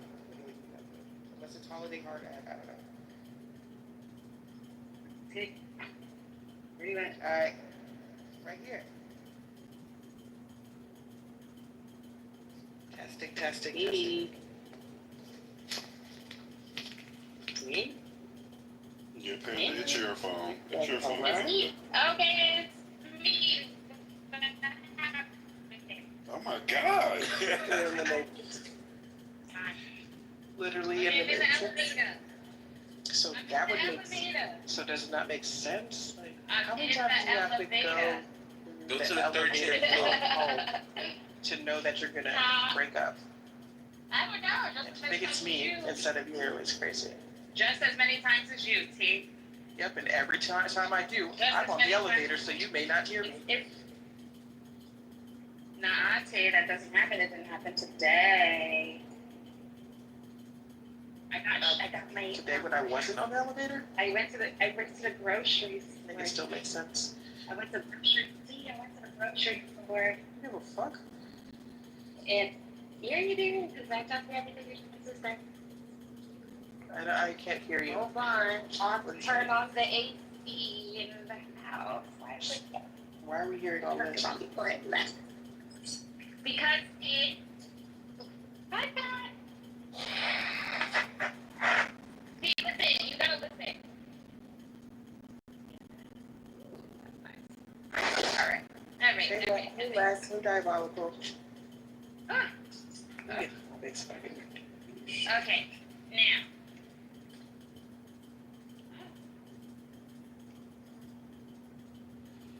It's hot outside. Oof, it's way too hot outside. That's it. I can't deal with it.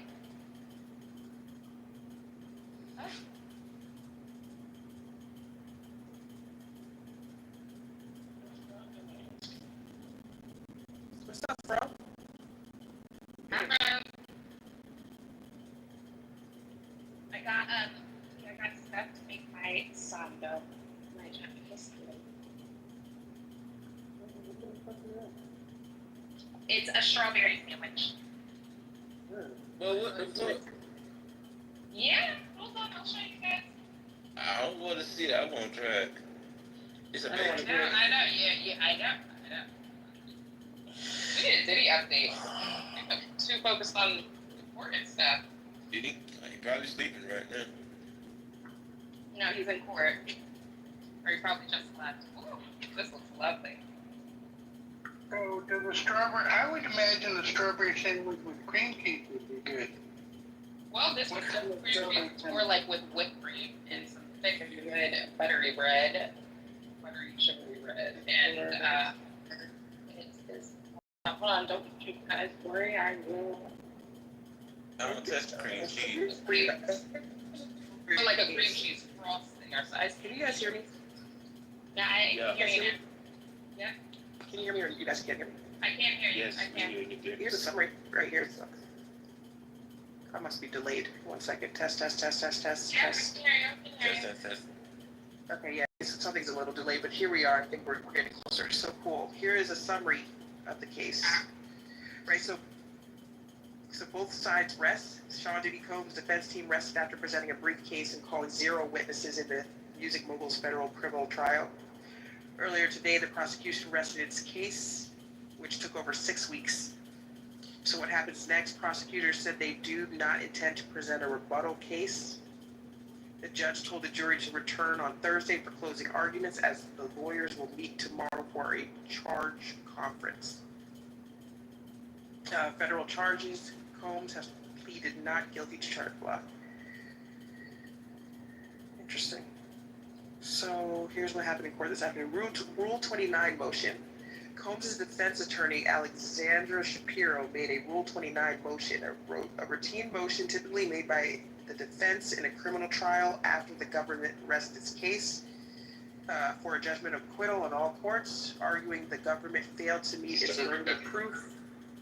Uh-oh. Am I in the Matrix? You're back. You're here. Oh, no, that's Finley. He's in the Matrix. He's in the airplane. Yeah, you're breaking up, Finley. Sorry. Yeah, they did a rule. They made a Rule 29 motion saying that the government hasn't met the requirements or failed to meet its burden of proof that counts against Combs. All right. So counts regarding the racketeering count. Shapiro argued that prosecutors failed to show that anybody conspired with Combs and that he actually took steps to conceal the nature of the sexual activity he was engaging in from his employees, including ex-chief of staff Christina Karam. Shapiro also argued the prosecution did not prove the sex trafficking counts relating to Jane and Cassandra Ventura. So, yeah, right. Took steps to conceal the nature of the sexual activity he was engaging in from his employees. Conceal the nature. Wait, so why would he need to actually take steps to conceal the nature of the sexual activity he was engaging in from his employees? Wouldn't his employees be supporting the nature? Wait, the nature of the nature of his activity. Oh, that's something right there. Does that mean where's Finley? Can you hear me now? Finley? Yeah, I can hear you. Listen to this. I was saying. I'm sorry, go ahead. No, I was saying their defense is asking for summary judgment, meaning they haven't met their burden, and so they're hoping that the judge basically says you haven't met your judge and dismisses it on summary, and then the charge conference is basically that's when they give the jury instruction, and then what else?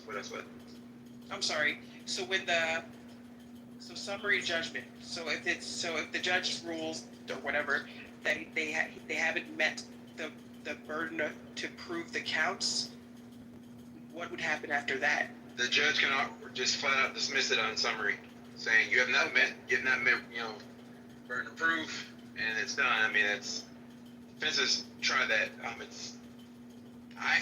I did say that if the defense moves for summary judgment, I did say that looks for Combs, because a lot of people think that defenses do that all the time, and they don't. They typically only do that when the prosecution has put up a very weak case.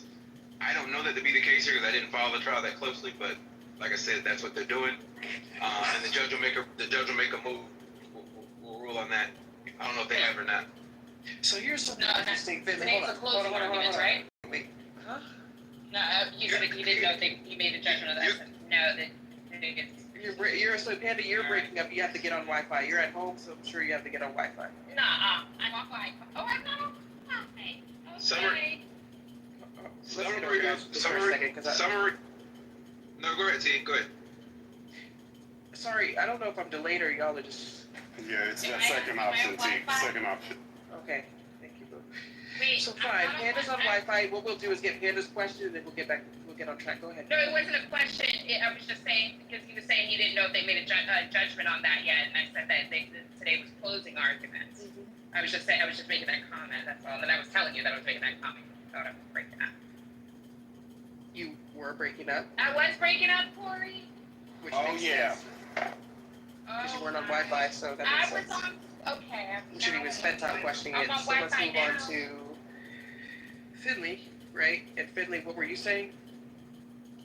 I was saying if they're closing, that means that means the summary judgment was denied. Oh. Okay. So. Okay, something's telling me to read this again just to make sure. Oh wait, there's a rebuttal. Blah, blah, blah. Okay, so regarding the summary judgment. Okay, that's the Rule 29 motion. So then the counts regarding racketeering count, Shapiro argued that prosecutors failed to show that anybody conspired with Combs and that he actually took steps to conceal the nature of sexual activity he was engaging in from his employees, which was odd to me, right? Because why would he need to take steps to conceal the nature of the sexual activity? Does that mean, because I thought showing that they facilitated, and assisted in the operation would show that it's a criminal organization, right? But is this like some kind of nuance here? Is my question. Took steps to conceal the nature of the sexual activity he was engaging in. Why would he need to do that? So, and this is my guess, right? So I'm guessing, based on the elements of the crime, the defense is challenging the theory, which is normal. And so if they're able to defeat that theory, they can essentially, well, in a sense, defeat that particular element. And then, so for example, if I say that, the elements of a bank robbery is holding the gun and pushing the door, I'm just making stuff up just to kind of illustrate my point. If I defeat your arguments, right, and say you have not proven those elements, or there has not been, or that has never been tried before, right? That particular way, if I'm successful in that, when they give the jury instruction, that element is thrown out. They go in the matrix, or did you hear me? I get that. I think you went in the matrix, but I get it. The element is thrown out if you don't prove it. Let's say this. This is what I'm actually asking. You list two elements for the bank robbery: holding the gun, pointing the gun, and picking the door, right? So what I'm essentially asking is, why do I have to prove holding the gun? So now listen to this. Regarding the racketeering count, Shapiro argued that prosecutors failed to show anybody conspired with Combs and that he actually took steps to conceal the nature of sexual activity he was engaging in from his employees. Why would he need to conceal the nature of activity? I'm sorry, I'm in the matrix. I missed that whole. I heard concealed steps. I missed the whole part before that. Okay, no I'm moving to a better area shortly. Yeah, no problem. Then I'll take a look. We'll put a pin in it. Look at it later. Okay, no problem. So fine. Rebuttal. Prosecutor Christy Slavic responded to the defense's motion, saying that the record developed a trial more than established a sufficient basis for the case to be represented to the jury. The judge said he'll reserve decision on the motion. I'm doing great, quote unquote. While the jury was not present, the judge addressed Combs directly about his decision to testify in his own defense and asked how he's feeling. I'm doing great, Your Honor. Combs said, adding, I've been wanting to tell you thank you. You're doing an excellent job. The judge chuckled and said, thank you. I appreciate it. The judge also confirmed with Combs that he understood that he had the right not to testify and that no one can draw inference if he doesn't, and asked Combs if it was his decision not to testify in this case. This is my decision, Your Honor, Combs said. The defense's case. Combs' defense attorney, Anna Estavo, I'm just going to say it like that, began to present the defense's case by reading several text messages between Ventura and Combs into the record that showed the two positively discussing plans for a freak-off. The defense rested its case by the end of the day. Stipulations. Teddy Garagos, another one of Combs' defense attorney, also read a stipulation regarding statement witnesses made at interviews ahead of trial, including a statement by a man who Combs purportedly hired to have sex with Kathy Victoria. Garagos said that several meetings Dawn Richard had with the government, she did not say that Combs threatened her by saying where he comes from. People go missing if they say things. That Mia's first 3 meetings with law enforcement, she did not say that Combs initiated sexual contact with her, and that Brianna Bangolan did not tell prosecutors at the meeting prior to the trial that Combs said he could kill her at a photo shoot, according to the stipulation. The jury will not be present at court on Wednesday. They will return on Thursday when the closing arguments are expected to begin. Interesting. So, I just want to get your thoughts, Finley. The defense closed their case today. Let me get this back. So the prosecutors, the prosecution closed and the defense closed, right? They went on for 6 weeks, the prosecutors, and the defense, gosh, I don't know how long. A few days, maybe? A day? Maybe a day? Didn't the prosecution arrest today? Yeah, today. So a day, I guess. So yeah, not even a day. So what does What are your thoughts when you hear something like that? So I don't know why. It's a lawyer. It always has a prefix. These are just my opinions. That's a lawyer. But so I don't. It tells me that the prosecution may not have put on the best case. That doesn't mean that this dude's not going to be convicted. I just feel like at least looking at it, through my lens, that they put on a very weak case. I did notice in the beginning that I understand why. There was a lot of, his relationship with Cassie, what went on with them, when the net of what he's charged with wasn't really relevant. But I get that they're trying to establish a pattern, and that's what you do in RICO cases. You want to establish a pattern of behavior over a particular time. But I do think that they focus too heavily on her without because you didn't need to have that much emphasis on their relationship to establish a pattern. You could have moved on, but that's why I believe it was a weak case. Diddy was never going to testify. There's no way in hell he was going to get up there and testify. He would have been dissected on character alone, and the jury would have eaten that up. So with that said, I think he's going to be convicted of some things. Is he going to get a lot of time? I'm not thinking so. I don't think he's going to be hit. I think what total of 5 counts? Adding up all the counts? 5? I don't know how many counts. I just know it's RICO, sex trafficking, forced fraud, coercion. 2 counts of that, I think, and man acts of transportation. I think that's 1 count. That's my memory. I'll have to look it up in a second. Yeah, I just looked it up. It's 2 counts of sex trafficking by force, fraud or coercion, racketeering, conspiracy, 2 counts of transportation to engage in prostitution. Yeah, I think maybe sex trafficking by force, fraud, or coercion. The 2 counts of transportation to engage in prostitution are gonna be hard, and then racketeering, conspiracy. I think he'll be convicted of racketeering, conspiracy. Okay, so there's racketeering, force, fraud, and coercion, right? And you said that one you're not sure. Sex trafficking by force, fraud, or coercion, and then 2 counts of transportation to engage in prostitution. Those are the ones that are going to be hard. The second one's going to be hard, not the racketeering conspiracy. That was going to be easy because he freaking the mom. Yeah. He blackmailed the mom. He freaking extorted the mom. Okay. Damn. So, yeah, that's what I was thinking. Like, damn, them niggas really didn't put up a fight.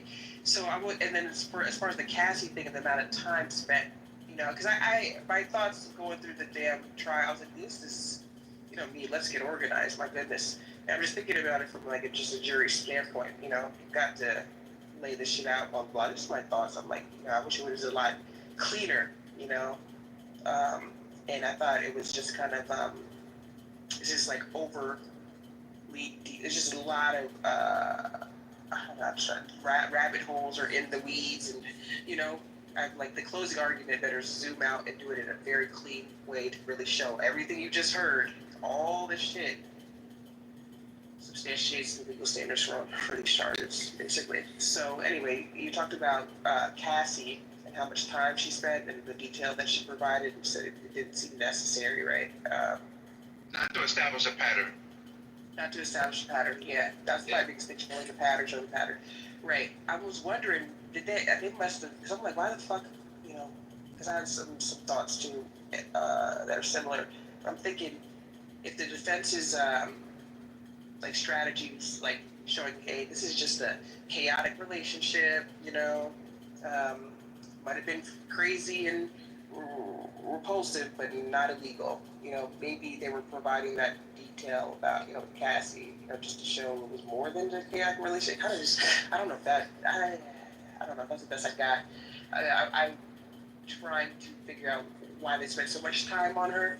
I think the details, at some point I was like, okay, so what they're doing is laying out everything, amongst different ways. You got Cassie and all the shit that happened, here. And then the same thing with the other witnesses, but it seems so much like relationship-like. I wish they would have highlighted, some more of the recruitment and the coercion and the, Exactly. Yeah, just to kind of make sure it fits into this awkward, like be very charge focus and showing more of the criminal organizational piece of it, as opposed to the details, but hard to tell because maybe those details actually speak to the piece, or whatever. I don't have, I'm not reading, transcripts. So the thing is, I spent too long talking about that. There's a different thought I had, which was, well, hopefully it comes back to me. There's one little piece I wanted to add. But yeah, so the Rule 29 motion, right? The judge did not rule or anything or whatever, with that one. Well, if they're going to charging conference and closing, then the judge had to have ruled. That's them asking for summary judgment. And if they're granted summary judgment, case is done. We definitely know about that. So it says that. Let's go back up. So again, the Rule 29, the rebuttal, right, from the prosecutor was that the record developed at trial more than establishes sufficient basis for the case to be presented to the jury. The judge said he'll reserve decision on this motion. He's passing it off to the jury. Oh, duh. Because he literally was talking about the jury coming back off the exam tripping, and you just said that there's not going to be no jury. Okay, thanks. Yeah, I think, and again, and this is my amateur take. I think that the prosecution overplayed the Cassie portion. I think that they could have, like you said, hit the criminal element to move on. But I think in trying to establish the type of character that Diddy was, you open the room for the jury to say, you know what, this was just a weird Hollywood-esque relationship, and that's how they move. And I'm pretty sure that that's what the defense is going to argue in closing. That this is pretty much how they moved, and that there was no criminal intent here. And I mean, it's a coin toss. Even though it's clearly he started the mom, right? Which goes in the racketeering conspiracy. But again, if you're able to convince the jury, look, this is how they moved. They did this for a long period of time. He went hands up, but he didn't. But he's not on trial for that. And then the instructions, you have to adhere to the instructions. And so we'll see. Yeah. It'll be interesting. The prosecution, I hope they perform,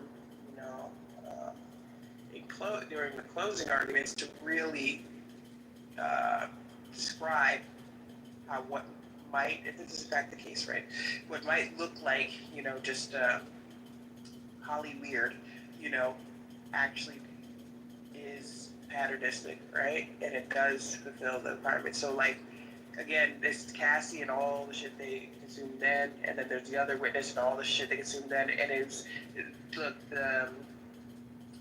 at least the details I got Cassie, relationship based, and the other witness relationship based.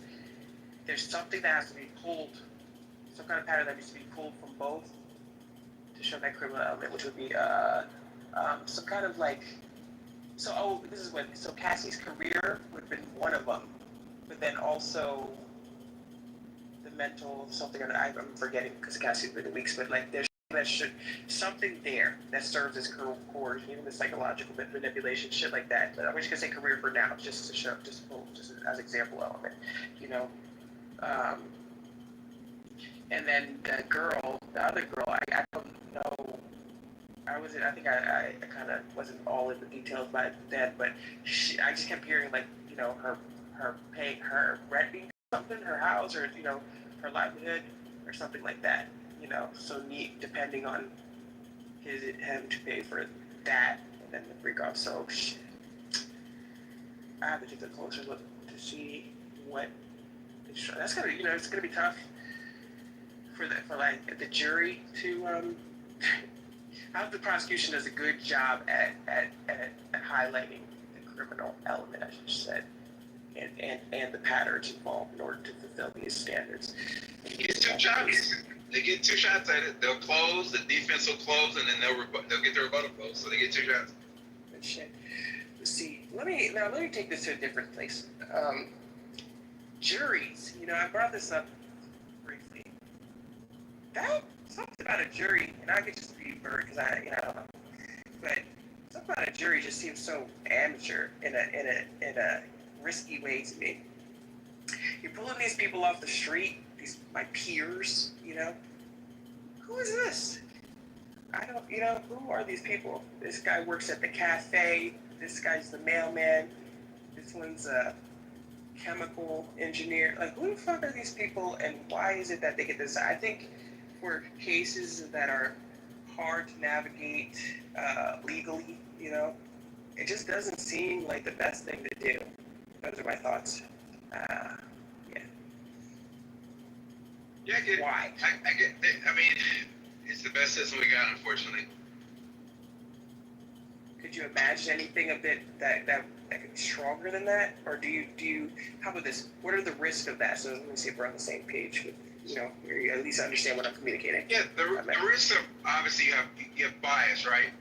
A bias, right? Or they cannot relate, right? And you're saying peers, like these people aren't his peers, right? And so certainly, and we've seen it historically, right? And we've seen it in trends, in sentencing trends. In the hierarchy of sentencing, white women are at the top of that total pole, and black men at the bottom because of bias. Because of bias is why the freaking woman here in Florida killed her kid and was able to get rid of it. So there's always that risk, right? But on the other hand, so if you look at, say for example, how they do things in like juvenile court, which there's no jury. You got it in the judge's hand, and there's still a risk of bias. And judges, judges have been convicted there was a freaking scandal for freaking judges were freaking funneling kids into a private prison. So you have that measure. So in some cases, juries are better than just judges alone. My opinion, because your luck is still better with the jury because I lean on the air of caution, and all you need is you got to convince everybody that this person is guilty. It's got to be unanimous that it's guilty, so I'd rather go with that than one person having a bias and saying your life is done. Right, bias is one risk that I thought about. But this is why I'm saying navigate complex legal standards, right?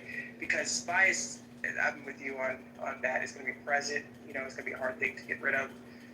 Maybe that'd be fun to think about how to control it. But what I was getting at first was really. Did these niggas even know the law? I'm sure they get your jury instructions and shit like that, but like, how? Look, think about this. This case is complicated enough, okay? This girl works at the deli. Does she even understand how to go about it? This case and what technically applies and, and all this stuff. Maybe the jury instructions are that detailed. Maybe they are. Okay, and then so good. They are, and then so another thing.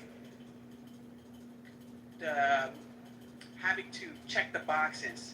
Okay, this is present. Like, is there some kind of control in how they decide, right? So, if this checks all the boxes, like yes, technically this is here, this is here, this is here, this is here. Do they have to say yes? Okay, he's guilty. So vote guilty. So how it works is you're given a jury instruction, right? And this is literally how I used to do it. In order to order a value meal, you need the drink, you need the fries, you need the sandwich, right? If with respect to drink, the fries, and the sandwich, you do not have the value meal, which is not enough to convict. And when they're given the jury instructions, they'll be given, you got to prove A, B, and C, and then it's up to the jury to decide what testimony meets A, B, and C. That's why they have notebooks when they're the jury. That's why they're given the notebooks. That's why they're taking notes.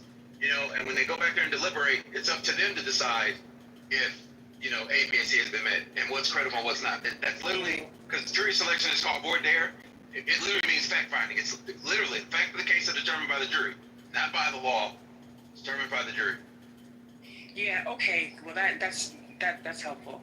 That's helpful to understand. So let me see if my question remains, or if it's mitigated, or at this point, let me think. So, okay. So the criteria is laid out, and they're listening to see if it's. So things still can go over their heads, right? Like, I don't think this fits. And that's the problem right there. like, now here's an impractical kind of scenario where it's like legal analysts and a group of your peers. I just said peers because I think the Constitution states something like that, right? But you had a group of your peers made up of anybody and everybody, all the Trump voters. I'm just kidding, but everybody, and a bunch of legal analysts. I wonder how different, this in a world with no bias, how I told you it's not practical. So I have that. Legal analysts, a group of regular people. Okay, and let's just add an AI bot in there too. Shit, fuck it. I wonder how the differences, we would see in these decisions. Which is my point. An analyst is able to listen to the case and say, yes, this does meet. Yes, this does check. Yes, you know what I'm saying? Way better than a fucking group of, regular people, of course. It's still opinions, though. At the end of the day, it's still your opinion. So, for example, because like I've listened to legal analysts break down cases, right? And sometimes when there's enough like evidence, obviously, it's a slam dunk. Okay, fine. But when it comes down to like people's testimony, and there's not a lot of physical evidence, like regular people got to look at these people, listen to the story, and say, does that sound believable or not? Do I believe what they're saying? And so then it comes down to opinion. In a lot of cases, it comes down to opinion. There's a lot of evidence that comes down to opinion. You know what? That makes, because at first I'm like, this is such a hole, like a flaw. Why do we do this? But it's down to opinion. So I guess okay, fine. I wish I could think of an example to where two legal analysts, right? I guess, like you said, if it's technical, let's think of, if we can, take a few seconds to try to think of something where two legal analysts may disagree, and it's not just like the absence of knowledge or knowledge gap, this thing. I mean, the OJ case is a pretty. I mean, like, with all due respect, Judge Joe Brown is wrong. But Judge Joe Brown is wrong. Wait, you're breaking up, so I'll wait until you're done. Where's Panda? Oh, there she is.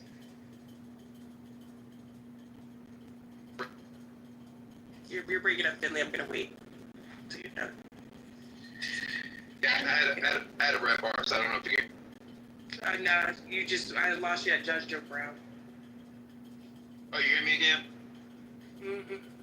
I was saying, I don't know if this kind of meets, if this is a good example, but I was saying the OJ case is a pretty clear-cut case of enough physical evidence, but like Judge Joe Brown, who I consider to be a great legal mind, even though he was dead wrong on the OJ case, he says OJ was innocent. Mm-hmm. But and why? Why? He was up to.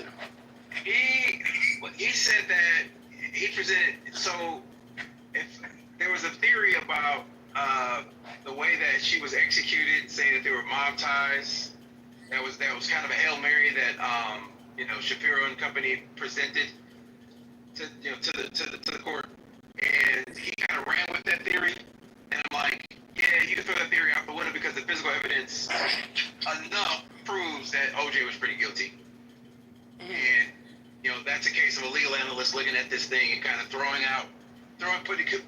his opinion to overshadow like physical evidence. So he's not thinking. So he's just technically flawed in his. Yes. That's why you gotta have the AI, man. You gotta replace these niggas. I'm just kidding. I'm just kidding. I'm gonna get up anyway. There's actually people out there that truly believe OJ is innocent. Yeah, of course. Well, first of all, let me not say of course that strongly. Like I didn't think everybody knew he was guilty. My bad. But yeah, not shocking. Judge Joe Brown. Okay, Judge Joe Brown has publicly stated on multiple occasions that he believes O.J. Simpson was not guilty in the criminal trial for the murders of Nicole Brown Simpson and Ron Goldman. His reasoning is based on procedural flaws, lack of credible evidence, and questionable police conduct. So number one, contaminated and mishandled evidence.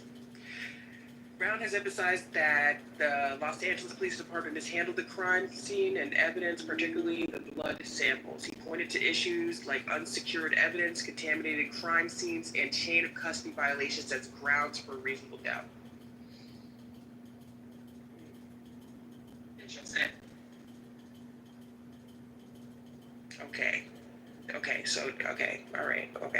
Let's read the second one. Police misconduct on racial bias. Brown highlighted the racist history of LAPD Detective Mark Fearman, who was caught lying about using racial slurs. He argued that Fearman's credibility was severely damaged, casting doubt on the integrity of the entire investigation. Okay. Inconsistencies in the prosecution's case. He has noted that the timeline of physical evidence presented by the prosecution didn't add up convincingly, particularly regarding OJ's physical ability to commit the murders. Lack of sufficient blood evidence on OJ's body or car. The mysterious behavior and potential involvement of others. I'll get those details. Judge Brown's bottom line is not necessarily that OJ was innocent, but that the prosecution failed to meet burden of proof. He views the case as one that should not have resulted in a conviction based on the available evidence and the reasonable doubt standard. Oh, he's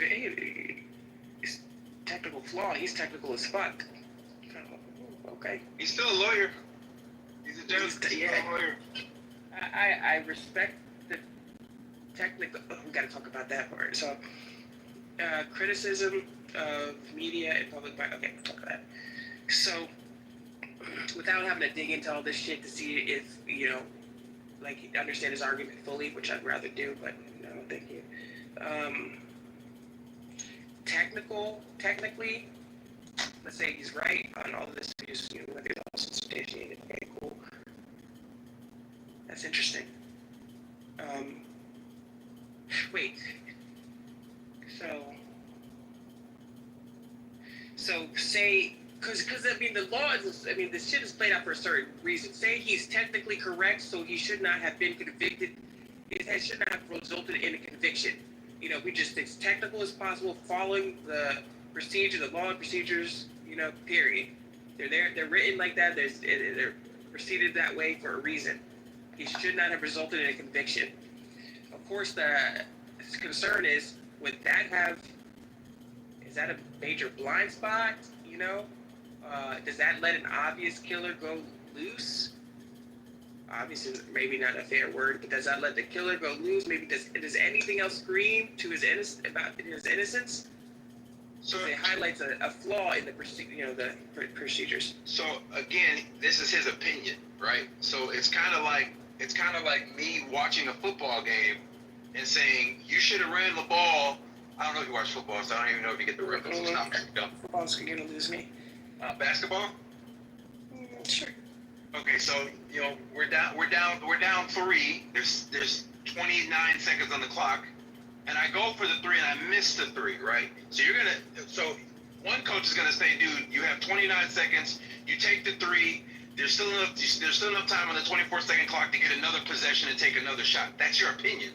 You could be right, or you could be wrong. That's a technical opinion of doing it. And so he's technically he's right, because based on his opinion, his legal opinion, the fact that everything he's saying is correct.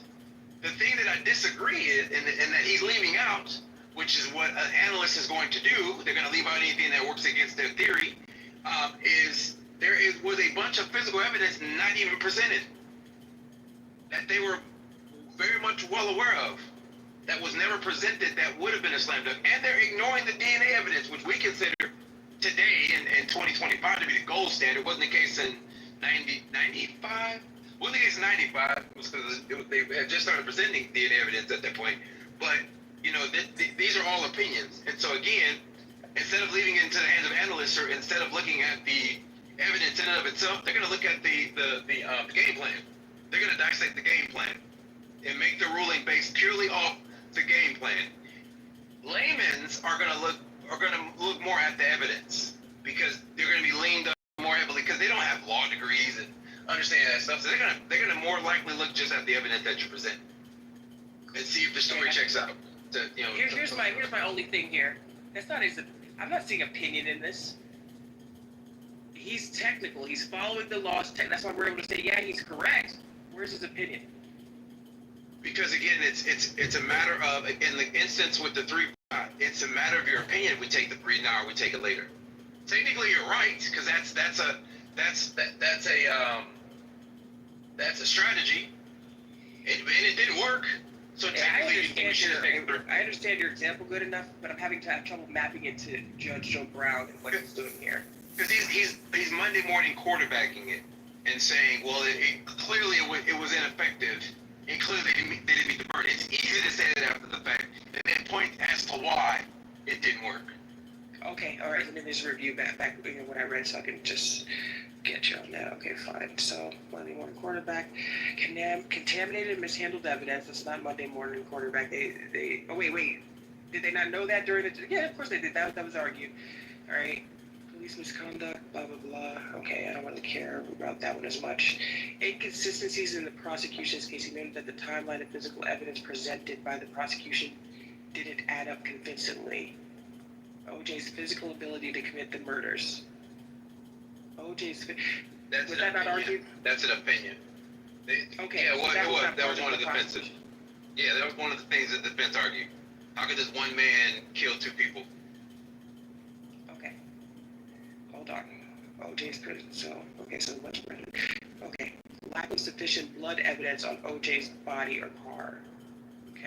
Okay, so I see where the opinion is coming. The mysterious behavior.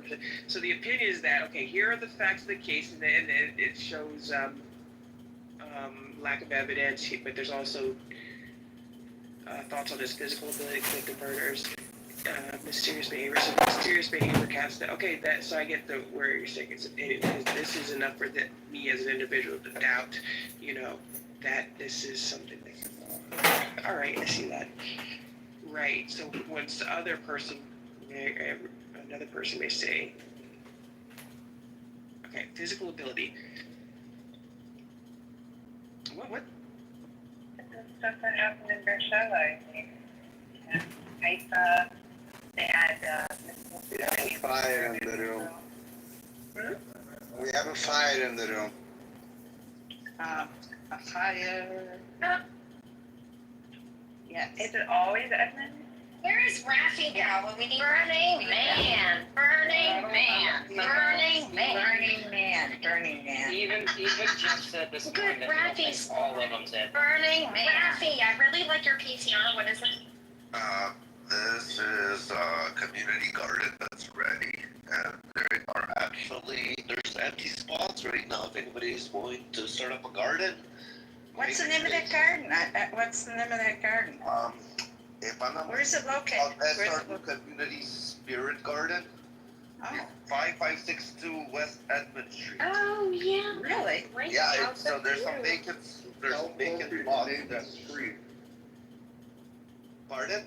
What's the name of the street? The street name again is 5562 West Edmund Street. Yeah, how appropriate. And a really nice garden. It's a beautiful, there's a vacant spot actually. And yeah, anybody is willing to start up a garden. How's the cell service there? Yeah, it's self-service, you come. It's close to the police station. The Chicago police station. And you know what? It's a safe neighborhood. It's a very safe neighborhood in the community garden. Listen, if you look out the window from that building, you look right into the garden. Yeah. Great way to put cameras to watch your garden grow. Yeah, put a few, cameras. phone So cameras watch there. your garden like slowly. Can't hurt. Yeah. Yeah. Interesting. Great neighborhood. Yeah. Great gardens. Well, it's sort of a shitty building, but the garden. Well, guys, what do you expect? It's a low life. Like, Yeah. they have a community. No, I get it. It's a big money to move in there. The peasants always have a community garden beside Yeah, them. they do. Yeah. Sweet. Yeah. It's not my cup of tea, that neighborhood. It's fine. There is a gym down the road. Is it? Yeah, there's a gym. It must know like the same thing like in the building, like the sweaty people that don't shower. Yeah. Very similar. Those old buildings have like a musty smell. Yeah. You know. Okay. So, We don't have community gardens around Now? here. Your crackheads keep stealing my cucumbers down there, okay? I keep growing cucumbers and the crackheads come stealing it. Not here. But it is. We You know how have, many we have crackheads our on own my gardens. cucumbers already? The only people that can afford to have gardens around here are people who, you know, like my sister and brother-in-law who actually have some money. Oh, wow. Everybody else is on the community side, huh? You gotta go to the grocery store to get vegetables, or go to the farmer's market to get fresh local vegetables. Wow. But you can go to the farmer's market and use your food stamps to get those fresh local vegetables. Nice. Well, we have a community garden that gives you fresh local vegetables. Great people. Great community. A little retarded community, but it's fine. It's a community honor. Again, the street is that everybody should come visit. It's 5562 West Edmund Street. Yeah. That's interesting. Yeah. I don't think I was aware of that. Oh, no, But, you I know. mean, some of the units there are pretty, oh my God. I mean, you should Like only see. cockroaches? Like cockroaches? Well, yeah. old But I- linoleum, it's like this linoleum tile, you know, and, Cockroaches. yeah, I mean, it's just, some of the apartments are not what you would call. You get what you deserve in life. Right. You know what I mean? Right. You know what I mean, Jelly Bean? I definitely know what you mean. Hold on a second, I'm going to. Here you go. Gesundheit. I think we're gonna have time to vacuum before my husband gets home. There you go. Rocky? Yeah, don't worry. You don't need to stand Don't worry about the thing. Yeah, they're very. I love the radiators there for the winters. Yeah, those old places have radiators. I mean, there's one bedrooms probably there, and there's 3-bedroom units, and there's just a few, you know, Just crackheads, losers. pretty much. Yeah. Pretty much. So, Yes. Happens. Great place It for happens. people. Great Yeah. place. Great place. yeah. But, I think that building sold in 2021 for, I don't know, maybe 600,000 or so. But that building I think was built in the 20s. In Chicago, there's a lot of buildings that were built in the 20s, Yeah. that style.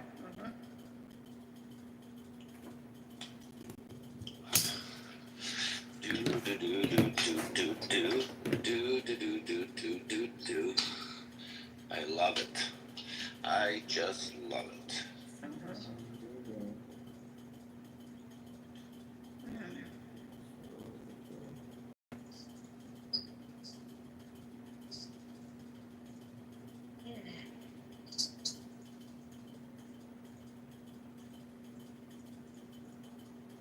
You can catch the blue line, it's just a few blocks from there, you know, and there is the regular metros and stuff, but. And, you know, I know a lot of people, my parents actually went to Taft High School, which is sort of in that area. From what I recollect.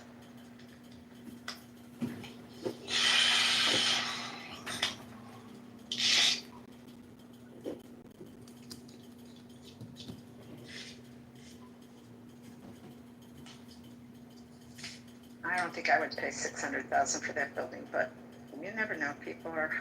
How much? I don't know, 600,000 for that building. Much. We're going back. A building like that needs constant improvement. Right. Great investment. Great investment. Oh yeah. Especially when a guy that fixes it up wears a wife beater. Right, but you know, like ass. when you To the people. right, and then of course when you inherit a little money. Like a loser. Never get grown. Yeah, well. Fine. There's a lot of losers in life. Totally. There's a lot of them losers in life. Mm-hmm.